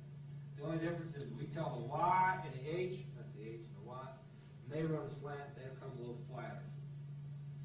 If it's press man. If it's man coverage, come a little flatter. Instead of 45, they might even come whatever that is, 60. And if it's inside the 10-yard line, we're going to cut down to 1-step slant. That's what Florida does all the time, 1-step slant. The only time we ever throw it to the slot inside on the slant route is cover 0, and they're blitzing everybody. The reason being for zone, if you throw it in here, a lot of times on zone blitz, you get tricked and they drop the Viet Cong out there. I call it the Viet Cong. Those guys got their little branches in their helmets and shit. They jump out of the woods. All of a sudden, they take off. The Viet Cong nowadays is zone blitz. That's what we call zone blitz, Viet Cong. Japs jumping out of damn bushes. Don't let the Viet Cong get you. We'll throw it out there. He's running a 45 degree. 45 degree. 1, 2, 3, and boom, break it off. We get a little bit of a stick on the third step. There'll be one, my inside foot's up, 1, 2, just a little bit of a head nod stick, and then break it hard, 45. A lot of times we'll run out of Rio. When we run out of Rio, 100% of the time it goes to the X. We'll never throw it over here. If we got cover 0, we might, but we still will throw it over here to cover 0. Right? And when we run out of Rio, we usually P-fake the back. Well, I say usually. If it's man coverage or zone, a lot of times we'll have P on, whether it's red P or rocket P, or we can boom right there. But we don't want to go back on the same side he's going to slant. He's going to wind up going over here or going over here. And then all the cushion point on a quarterback is, if it's man coverage, you can catch and throw. If they blitz the wheel, catch and throw. If they don't blitz the wheel, they got a zone player right in the throw lane. Don't be a dumbass and throw it right to them. Squeeze the thread and throw it the second window. So all I do is I'm throwing to the X. I'm going to catch and throw. If the wheel blitz, if you didn't blitz, I'm going to catch, squeeze the trigger, and throw it behind you. Now, if you peek fake the back one in there, you didn't have to catch it. You didn't have to squeeze the threads. It's the only guy who reads. Don't never worry about reading corner. Just read the flat defender of the wheel linebacker. All right, now one thing that will happen if it's too deep, especially right here, you'll tell your quarterbacks if they want to be friendly with the wideouts. Too deep, this is a great route to throw because the wheel linebacker's in the box, right? Just it trips open, he's in there. And this window is open, but that safety's going to scream and knock his head off. So we'll tell the quarterback, we still want to throw the slant, but just throw it to his back hip. So throw it, I'm running the slant, 1, 2, 3, they cut across, throw it to my back hip to slow me down. Now the wild starts slowing down his own and your timing screwed up. Just tell him, hey, trust the quarterback. He ain't going to blow you up. You just run full speed. If that safety went away, you'll just throw right foot from his number. That's a normal landing point. If that safety or somebody's coming, we'll slow you down, throw it to your back hip. And that's an accuracy thing, but it's really not that far of a throw. And if it's tight, man, this is a basic rule on any routes. Todd, and go out and tell the quarterbacks, any kind of tight coverage, the tighter coverage, the lower the throw. If you're going to break the ball as a defensive back, what are you going to do with your arm over? Bring it on top, right? So if I'm trying to break a pass up, I'll bring the arm over the top, not underneath. So throw the ball lower, it gives you a fraction of a second more completed. That's any route. Hitch, hook, slant, whatever. Tighter coverage, the lower the throw. So when you see the ball that was thrown high, tipped up, that's where you get picked. That's slant. Once a slant called, we don't convert it. We might convert it to a tap if we had, say we had a slant called, and they're real heavy inside press man. All right, then we might pre-snap convert it to a fade. But if they're just press, we like to keep it on because our X is pretty physical. He'll just beat you out. He'll headbutt you. They head our wild first press, headbutt first, and then they go. This is kind of different. We haven't done it like before. We usually just tap the outside shoulder, and then everything's a short swim or rip. So it's all right here. But right now, because our guys are more 215-pound physical guys, if the guy's right in our face, then we tell him to get lower and then headbutt him. And then do the same thing with his arm and headbutt him, back his head up. So they'll base your face mask now. But we got big wideouts. Big wideouts. And the best way to do it, we tell them to get down and fight on their Yeah, level. that's what I would tell you. You know, the best thing we don't want to see is a defensive back is being physical. How you fight for tight coverage or bump is by being physical. Right. The best way to do it. Exactly. And the other way to play bump is to use your hands. You can't get no defensive back and play bump with his hands behind his back. He's going to get his hands up on you a lot more. So you got to get his hands off of you. You got to get some separation. So that's the slam. And then we got a couple different ways. Like we've changed in the game, in the middle of the game, what our slam signal is. We come out like this one game, come out like this one game, for the slam. Sometimes we tap our ass on the slam. You can just do whatever, but it usually is this or this. It's usually the general thing. When you give a signal, you want to give it lower. Our guys, in other words, the lineman up here, you're giving a slant signal or something to your X and Z, you just give it down here, so you don't see behind, right? Instead of supposed to give it up high. And that's sometimes the original play call, and sometimes it's an audible or signal change beside it. All right, that's slant. The other one is bow. In bow, outside fades, just as if it's a tap, 4-step out. Quick game protection. I played a lot of zone blitz teams or something of that nature where they bring the ends or bring the willies and drop the ends. Right? You don't want to side adjust the slant because the big comp gets you. You want to side adjust the bow route. They don't teach those guys when our zone blitz and stuff. Most of the time when they teach zone blitz, what do you tell those D linemen? They don't tell them try to just get in the throwing lane. Just try to get in the throwing lane. You're not going to a particular area, or you're not route reading. You're not reading curl flat or hook slant, whatever. You're just going to try to get in an area, or try to get in the throwing lane. And these snap boys like it to drop back here. They ain't got to go anywhere. Make the pass and run to the sideline. They'll quit zone blitz.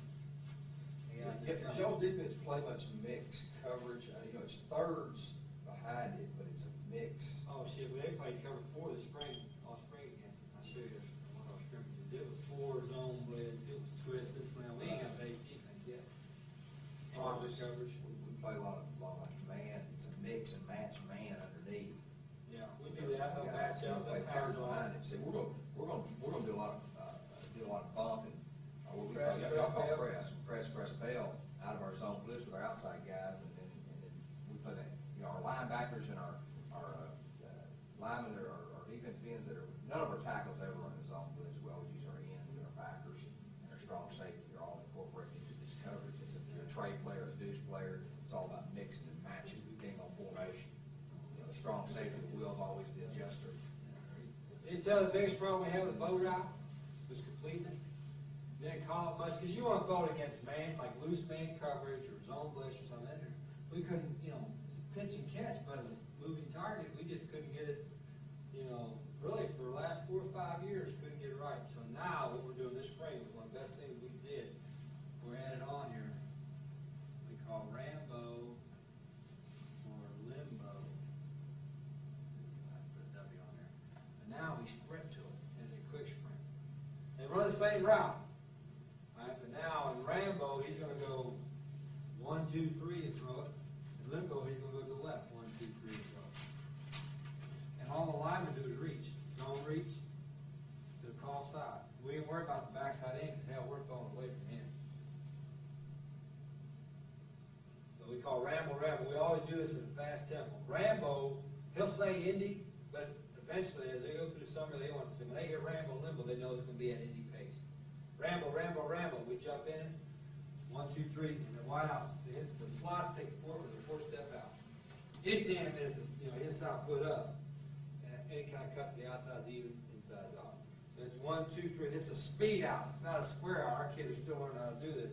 So if my inside foot's up, it's 1, 2, 3, on my fourth step, I get my head around, but I roll it out just slightly, and then I sprint to stay parallel. We don't want to be like this, but we don't want it to be squared out either. It's not a stick out, it's a speed cut out, and outside fake. Now, one thing with the back, we got with the running backs, when the running back, sometimes we'll run to the running back side, and sometimes we'll be a no back, there'll be no running back. All right, so what we've done is, and again, you do this through trial and error. If the running back, we call Rambo. If he's in the backfield, he tells this tackle solid, which means I'm solid behind you, and I can help you reach. If there's no back with that tackle, as soon as I got to get him, I got to reach the wide guy by myself. If he hears solid, he knows I got a little bit of help. But they just full zone, keep your shoulder square, and full zone as fast as they can. I'm gonna go on my third step. Sometimes I allow them to go 4 steps if they're waiting for the break free, but it's 1, 2, 3, 1, 2, 3. So I'm throwing off opposite foot. Kind of hands backwards, but that's it. Rambo, limbo. And our completion percentage of this is double the sprint by sprint to it. For whatever reason, you're throwing the moving target, but you're running toward that target, it's been a lot easier to throw. That's been a big league for us right there. Pressure on that flat defender too. Yeah. Now what we do is, what we have out for this, because after you do it, we kill our defense with it. We'd run into it, be 3rd and 2 or 2nd and 2. We'd hurry up, go no back or different formation, go ramble, go and hit the out before they're still lining up. Right? And then they start just jumping it, either corner jumping or Will linebacker they heard ramble, they were jumping this out. So we call ramble, and give him this, which is our up signal. And he would run 3-step hitch, and he would run there, and then up. So he'd go 4 steps. I do my 4-step out, look, and then turn up the field. And hit a big play. And that's, if they're jumping the ramble, we call ramble, get a wild stuff. You ever try to go to the outside guy?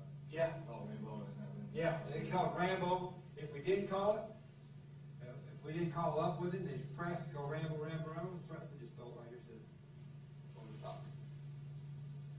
2 reps. But that's some of the things like in the scrimmage we'll watch, like we might be jumped in. For us, that's a bastard formation. That's ram over. We ain't in it very often. We jump and ram over, and a lot of times they're still lining up and boom, hit you out. Real quick to silence. It's usually a short yardage play or a 1st down play, but it's always high tempo. Like I said, we'll call Indy with it, but that's just because it's the first time we installed it. This summer they won't call Indy one. It's Rambo, it'll be assumed to be in. The last quick game package, which is something I ran more at Glenville, didn't run it 2-lane much, because I think I made it too hard for quarterbacks to throw it.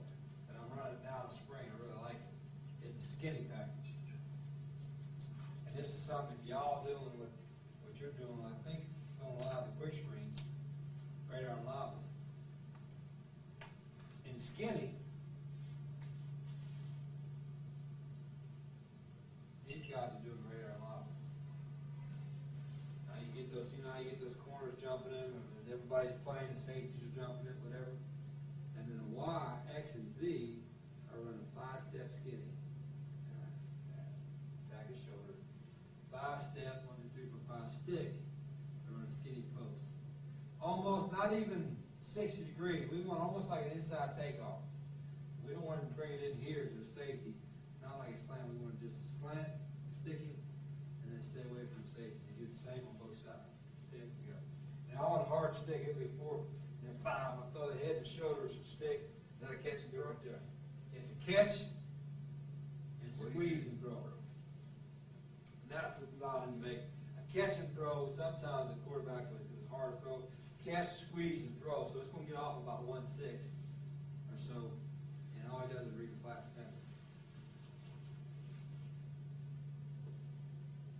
Here's what happened in the spring game the other day. We had thrown a couple of radar lobbies.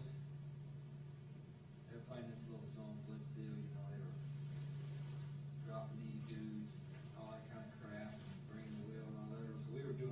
side adjustments. You know, he was bringing him, we had a run play call, we were just throwing a side adjustment. Well, shit, we were throwing a side adjustment, this safety screaming, tackling about a 4 or 5 yard gain. So you know what happened next? He was called skinny. He was right there, and then he looked at him for. Everybody bitched at the corner. Said, oh, that corner got beat for a touchdown. Well, it wasn't the corner's fault, it was the safety. He was a cover 4 safety. He was just jumping, making the tackle. See, we were blocking him on the quick screen. He was making the tackle because he ain't nobody blocking that safety. He's coming up too fast. So if you're running a lot of radar linemen, skinny is kind of one of the answers to that. And the other answer to our is cover 3. You can imagine cover 3. Free safeties are going to be a non-factor as long as it's in the middle of the field. If he jumps one side or another, we just tell the quarterback to go away from the safety. You play some teams that play like Florida State play some outside leverage man, where the will in the corner, the guys that got man-to-man will play outside leverage and funnel everything to the free safety. Well, this is another good thing against that. That's what Florida National Championship 3 years ago, Warfel, and he had those guys. He killed them. They hit about 2 or 3 skinny routes. And Florida State was doing this. They had the safety here. They do all this crap. Looked like cover 4, and then they invert to a robber. But it's all outside leverage, man, because they're going to funnel everything to the robber guy. So Florida was just hitting on the skinny and just killing him right there. That robber guy couldn't get to him. He was just picking the side. So skinny is a great route with a single safety, whether it's single safety robbers, cover 3, cover 1, whatever, and when they're jumping to quick screen. Now, if they're a true 2-deep team, and if we're getting a true 2-deep where they're covering down, corner, everybody's covered down, whatever, and we call it, we shouldn't call it, but if we call it, the 2-deep, we check out. Because you get dead route, let's sit right there. We check their run.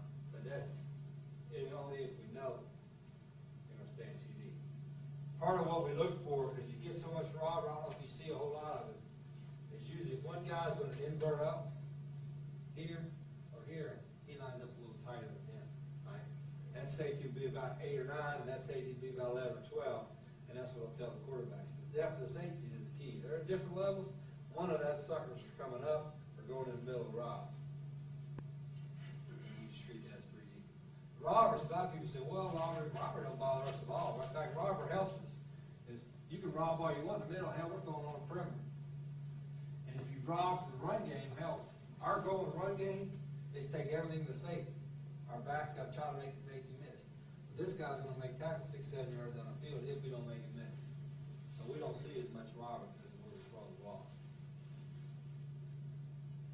But those are the quick game things, and we do whatever practice. You've been in practice. Half hour of that every day. Well, everybody else is kicking. Coach, that's really about all we've been doing, is on the quick game. We haven't got much else. Our kids would have had. That's easy throws. Our kids had basically a couple of practices of this stuff.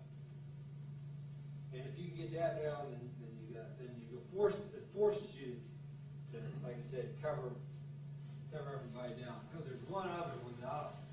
You have a tight end all the kids fall. Yeah, we got 2 of them. So that's what we call ours differently, Coach. Our tight end runs about 4.75, something like that. We don't take him out. He's the wide. He'll be the outside most split guy. Look at what call it.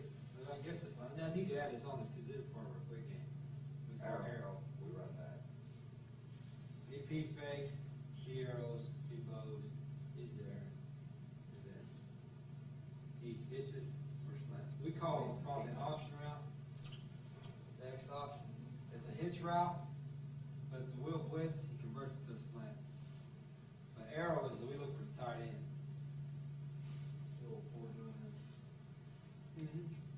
You got a little P fake, hold the stand linebacker, strong safety right there, and the tight end just sits right there in the hole.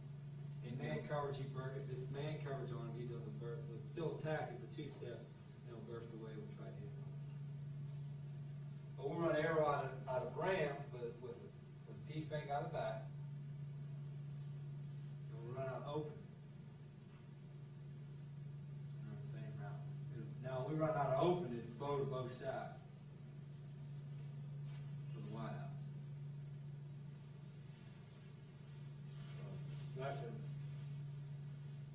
That's where it gets a lot of tight end kind of deal. Yeah, we got two, nice catch ball, pretty good.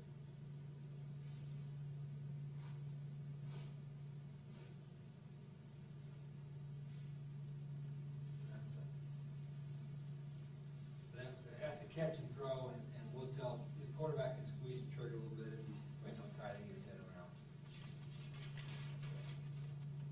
All the quick. They keep linemen to cut.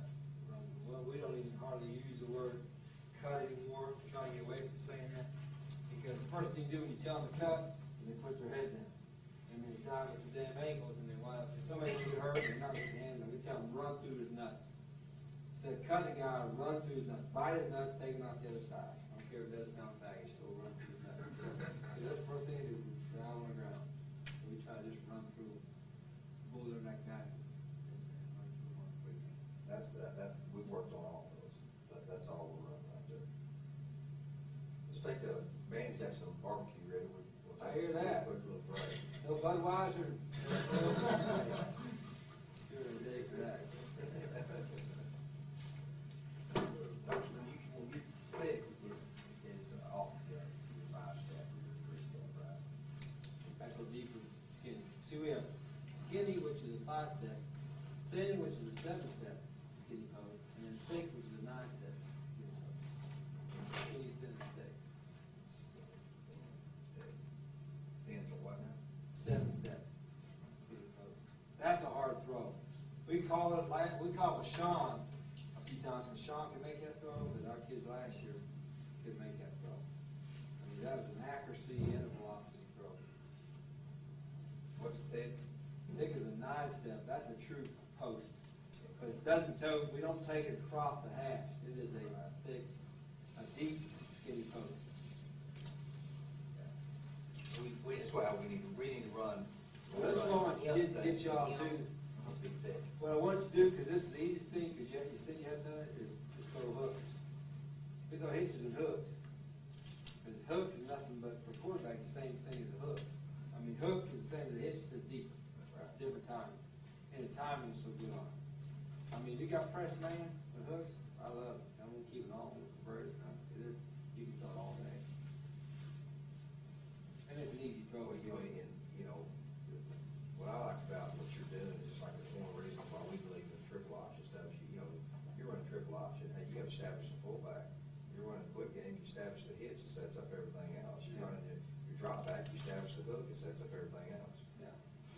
You know, I watched the Pro Bowl about 3 years ago, and those are the things the thing they have in Hawaii is usually boring as hell. You know, they can't do much. And it's usually defense dominated because you ain't got enough time to practice. I don't know who the coach was, but it was up and down the field all day, both teams. I mean, throw the ball, must have been 500-yard pass both teams. And all it was, I hit the game, all it was hitch and go, bow or out and up. And then they're going to fade. The whole game was so simple, but all I did was just run up a hitch, run a hitch, you jump, run a hitch, you go. And, or run a fade to it. It's amazing. I said, if these guys on this level, the best DBs in America, are jumping this stuff, and you can beat them, what everybody else can do. There really isn't, there's not, a lot of people try to make something more out of it. Like in our passing game, we go through the drop back stuff and the sprint out stuff. It isn't all, it just, it looks like more because, not just formation-wise, but because of the tempo you do that. The faster you do things, the faster it appears you to be as a player. I mean, a lot of teams have played us the last couple of years, and boy, you guys look really, they play us at Columbus, and boy, you guys look fast. They ain't really fast. We're just going fast. And I tell Todd, you all, see if you agree with me.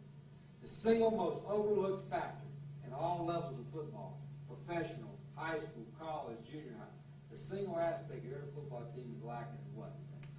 Take it. Size, speed, strength, what do you think it is? Conditioning. Right? The single most overlooked factor in all levels of football, if you think about it, is conditioning. The kids run all summer. They run during the 2 days. Then when the games start, most people condition on Monday. And they don't condition during the week. They want to save your kids' legs, right? Now, these kids play 80 plays, you can't run them during the week. So the only condition they really get, if they're a regular team practicing, is Saturdays. And even every Saturday is slower than what you're going to do in practice, because you got timeouts and halftime, all that shit, bands playing, all that kind of crap. So very few teams will condition a whole lot during the season. So your level of condition, your football players, all right, especially if they're getting hurt or nicked and ain't practicing, is going down. So we've got our kids convinced that we're going to be in better shape than everybody we play because of how we practice. Our practices are nonstop, moving all that. In fact, we had a scrimmage against our defense. The first scrimmage is a warm day, about 85 degrees, and they died. And it was up and down the field, did whatever we wanted, because they just couldn't rush the pass. That 4-6 corner, that 4-5 corner, or the 4-8 corner. If you run a 40-yard, take the fastest guy on a 40-yard dash, time him, and then have him get 15 seconds, 10 seconds later, have him make him run another one. He ain't run the same time.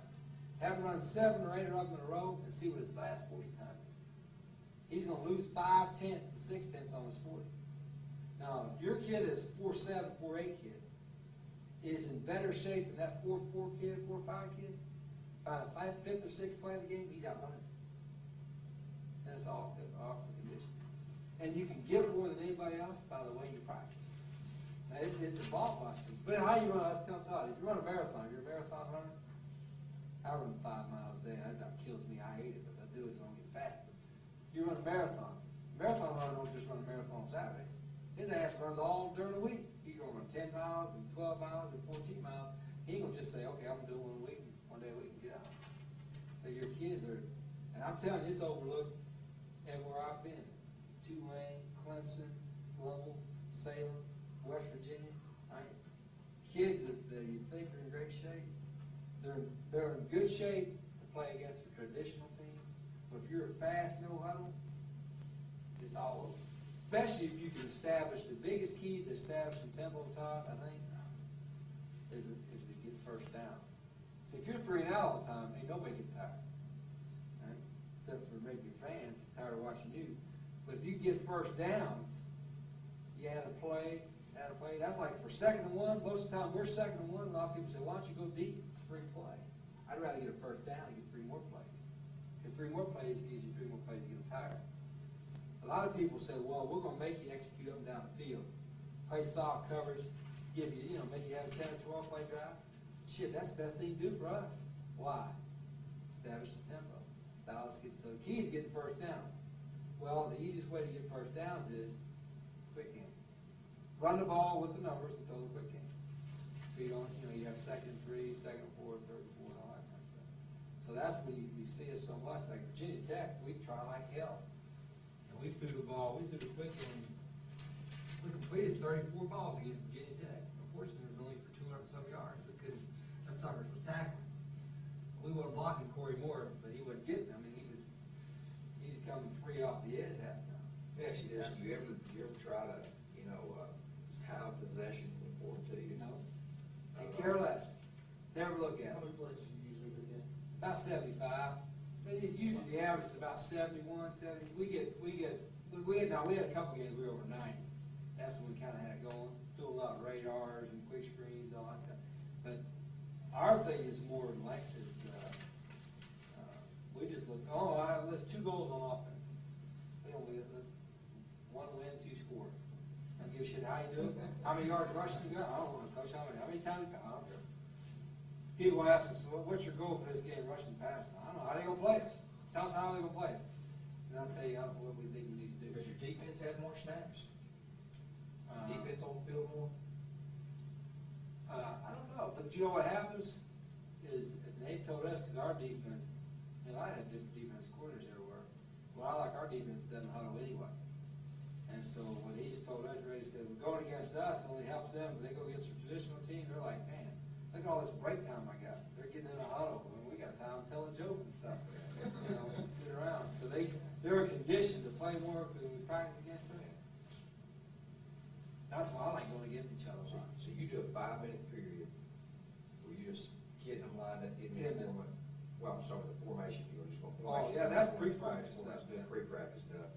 If we need to do that, that's something we need to do a bunch of. And then, when you go 10 10 minutes of tempo. And I was there when you did your tempo good. You always go the length of the field. Yeah. Start this end, work all the way down. We go about 35, we take about 6 plays to score, then another group comes on. And then you have with the way y'all get reps, even when you're like working your individual routes, your quick and stuff, you have first group, second group, you have a third group. Yeah, well, we start off with We got two. do our 2 days.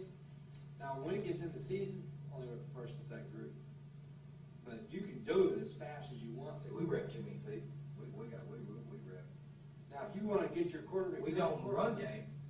Yeah. But we don't, when you're down there running pass round. How many like groups of 50, wideouts do 60. you have? If you rely on Rick Liz, how deep are you, wideout wise? Definitely. I mean, 14, 13, 15? Oh, God, yes, we got, it's going on what you call, it's going on where you cut it off for play. We're too deep.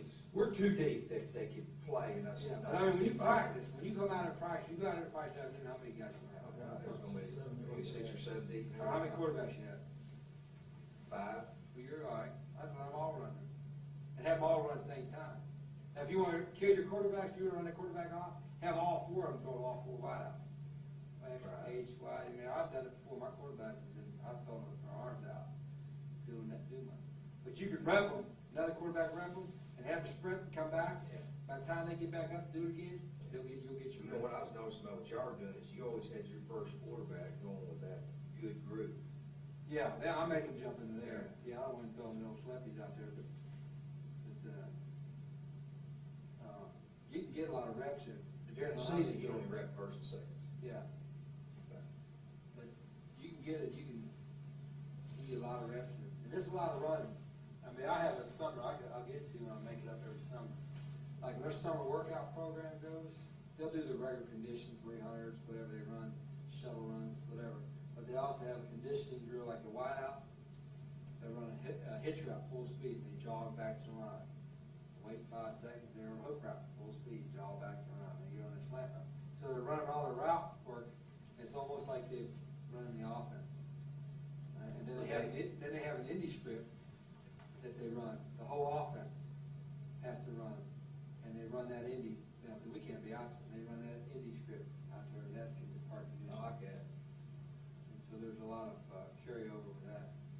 But I just, and I really haven't noticed it much until the last couple of years about the conditioning of it. Yeah, that's, How much of do that little route tree conditioning in the workout, stuff like that, even, you know, that's, How you running? we'll see. This man, you got it ready. Go back, watch a little bit, Yeah, Quick I'll game. show the quick game, and then we'll go move on to the other stuff.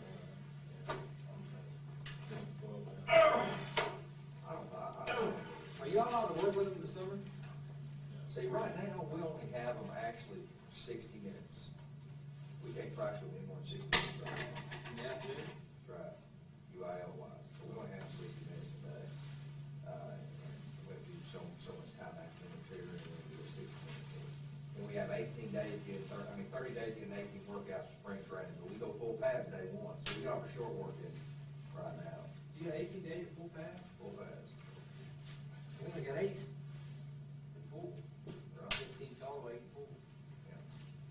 Well, you want to stay here? I don't mind going. I want to make sure like we utilize Rich as much as we can. If there's something else we can do, and I think he wanted to, the receivers and quarterbacks, and let you kind of work with them and see what we're doing. Kind of, Like I'm saying, plan workout with the way, so we know we're done, fix it, run up all day, we lunch, yeah, get let's back go to ahead and do that. this. Let's just plan to work out overnight. That's fine, whatever. What I'm saying, I don't think we need to do a whole lot. Yeah, send that on to. We can do that, we can send them You out. a defensive guy? So what? You a defensive guy? Hey, Rich, Coach Ringer's the head coach of Marietta. He was my linebacker coach. I want to get this, get a good stance where they catch the ball in football position. Yeah. But they'll do that leg up, and then they'll be upright, standing straight up.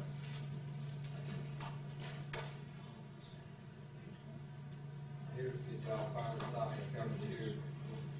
Coach, you ever get that, top receiver up there? Not real Leo. Never thought of that, too far from the throw. We'll throw it here. Real little, that tight end ought to be 5 yards from the sideline. See that? Here'd be an example of a wideout. That's what I'm talking about. Hey, watch it. See how Gansey has to catch it? Right here. Just go. Just go. Just turn and go. You know, ain't no danger. Just turn and go. It probably cost me 2 yards.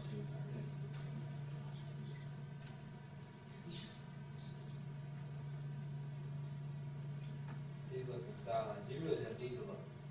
He's probably looking over because he's pressed on the X and want to know whether we're going to tap him or not. See, watch him look over the X. He's going to see it's press coverage on the X.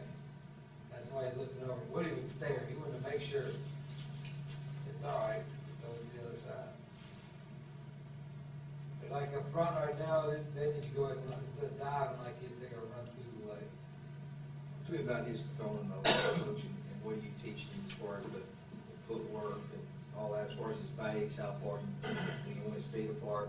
The feet should always be underneath the shoulders or underneath the armpits. And they always, what I always do, no matter where you're throwing, whether it's quick game or whether it's a drop back, we throw your lead with your hip.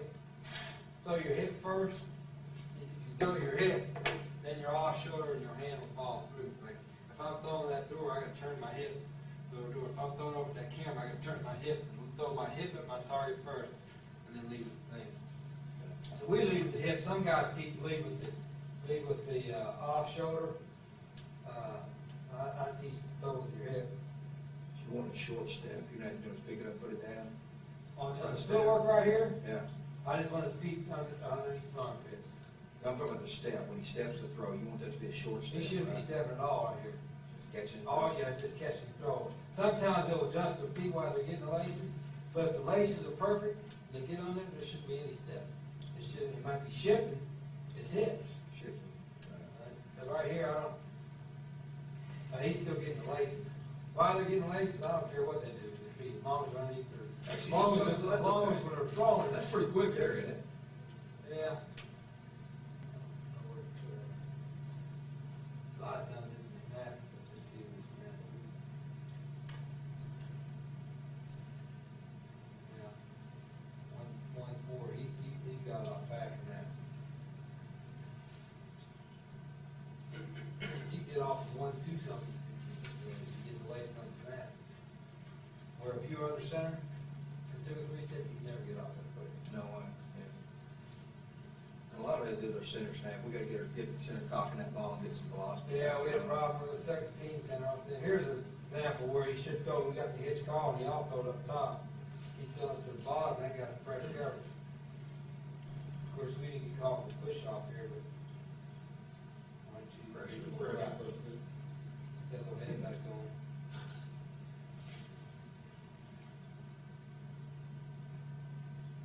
That isn't that keep it on versus press.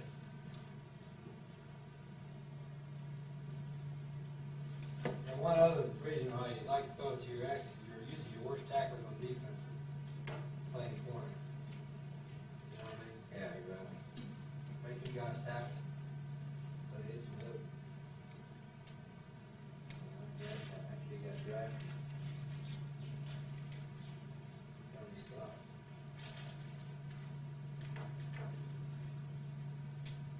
See here, he's cheating the ball. He's cheating a little bit too far. He should be mad at the yardage outside. This ought to be easier. Or Duke, everything's getting a little easier. He's kind of turning the drive. 1, 2, 3, 4, 5. He's turning it just a little too soon.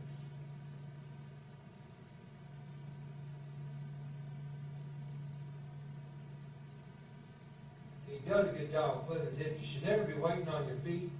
The only thing you ought to be waiting on is the laces. I think you got the laces. Pretty quick here, isn't it?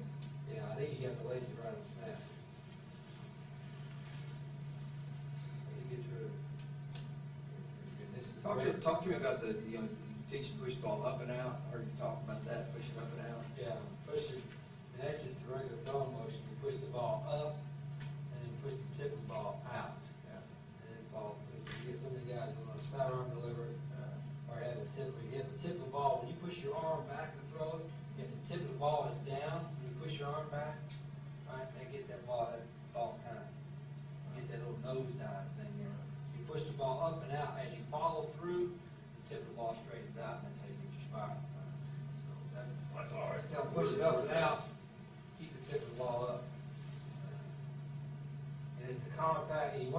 short, you don't need any long arm motion, it's all right to here. Right. Elbow parallel. You're talking about pushing, pulling, push small up and out, pull left side, Throw it to your hip. I tell them, throw it to Throw your your hip. hip. Throw your hip. over here. Like right here, he's throwing it. A lot of times going to the right, they're okay, but going to the left, sometimes they throw their hip too wide. Right. Right here, you can flip it around. Now here's an example. They didn't line the sport. He's only about 3 yards outside the hash. He needs to be right there, but here's where his three-step is. He only covered a little bit more ground with his hits. It was three-step. And then that wound up having about the same level.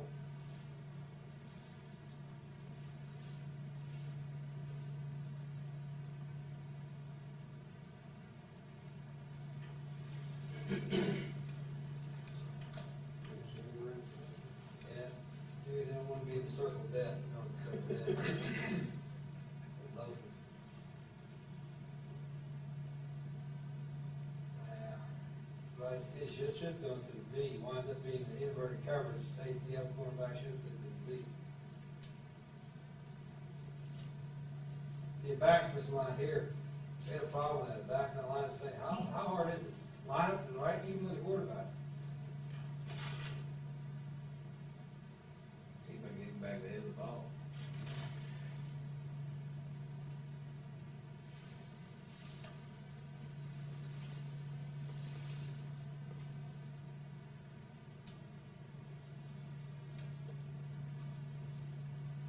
It gets harder to hear. I don't know why, because it's loose coverage. Oh, I think he stopped the convert.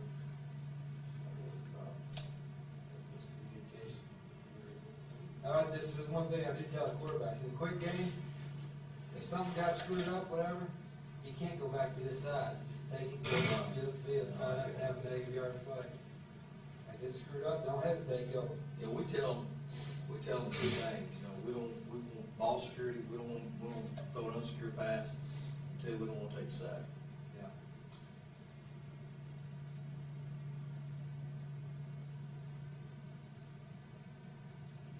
There's the first game of the year, he's a little short on the route, then he goes 3 steps.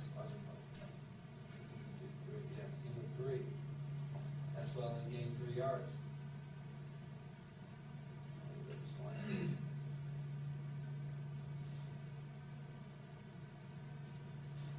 But in rip, that Z will do that 3-step. 3-step.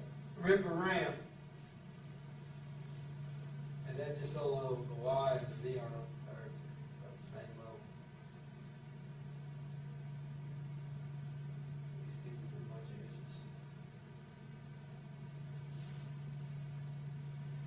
That's geotechnics for that. It'll be a long line, it'll go 3-step. Right.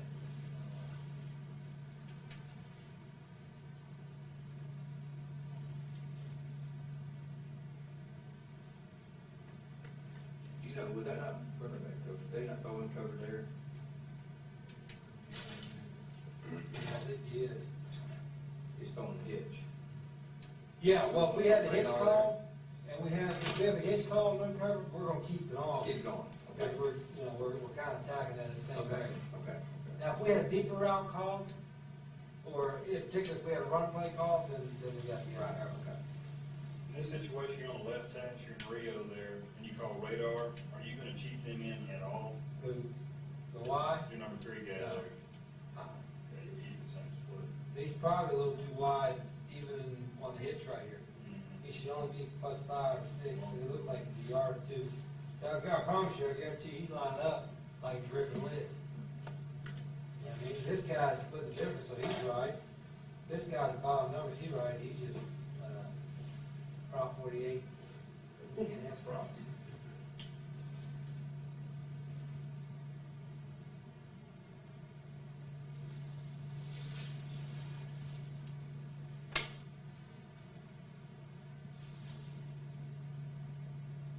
We run over his butt there, didn't we? Yeah. He knew he was going to shake break before the take guy. Yes. Did a little better job keeping his eyes up the field. He got better as the season went on. See if he goes 5. 1, 2, 3, 4, 5. You know, he still kind of hops at the back end of his route sometimes. But the key is to keep your eyes downfield for 5 steps. Don't start turning your head 3 steps before the spot.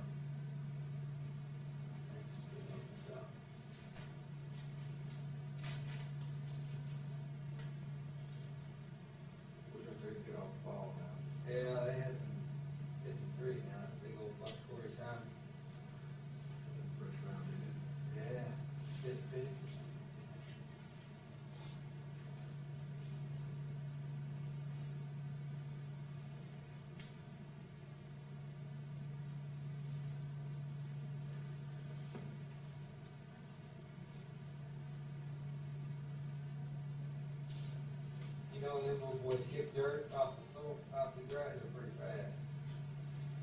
Corey Moore would kick the dirt up the way.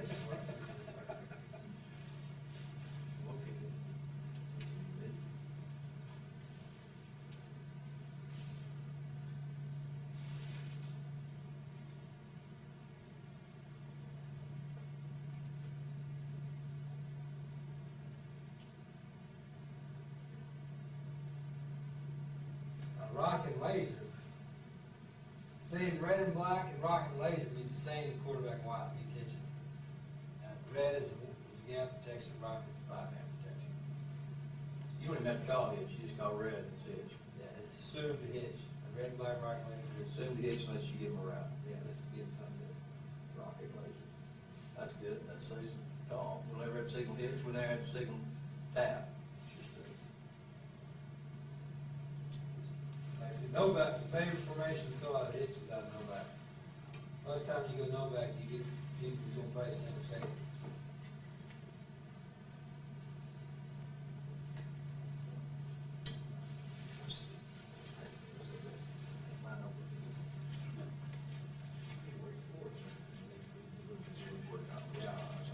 I did not see you last year. This here, this is wrong. This is actually a draw. So we run a draw, a White House run a hitch. And if it hadn't a blitz, we just don't run the draw. This quarterback draw was called, and they blitzed. So I don't know why he's dancing around. He had to just pitch and catch and go to the hitch. Yeah. It breaks down, they throw it. Yeah, Case, what happened is when we was playing, originally 3 years ago, we were playing Army. We had this, they played a 2 deep look, they had these safeties deep on a hash, about 12, 13 yards, and they had these outside linebackers here.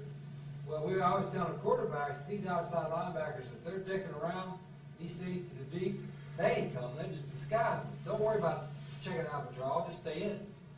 Well, we played Cincinnati, Memphis, the rest of them prop schools, that's what happened. These safeties were deep, these guys were dicking around, they weren't coming. Then we played Army, them old boys holding that wall, pretty smart now. They had them safeties about 14 yards deep. They had these guys dicking around, we had quarterback draw call, and then they'd bring them. I leave them safeties coming from 14, they were tricking us. I said, hell with that. So we said, all right, every time it's a draw, you guys run a hitch. They wanted to hear that anyway, they like running routes.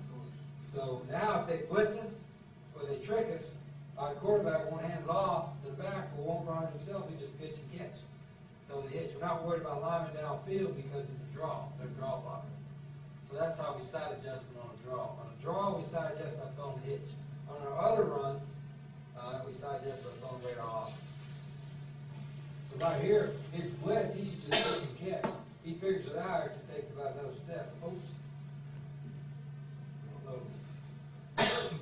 That way you never have to check out. At least we only have about 7 or 8 checks a game. The few times you have to check, the better off you are because faster you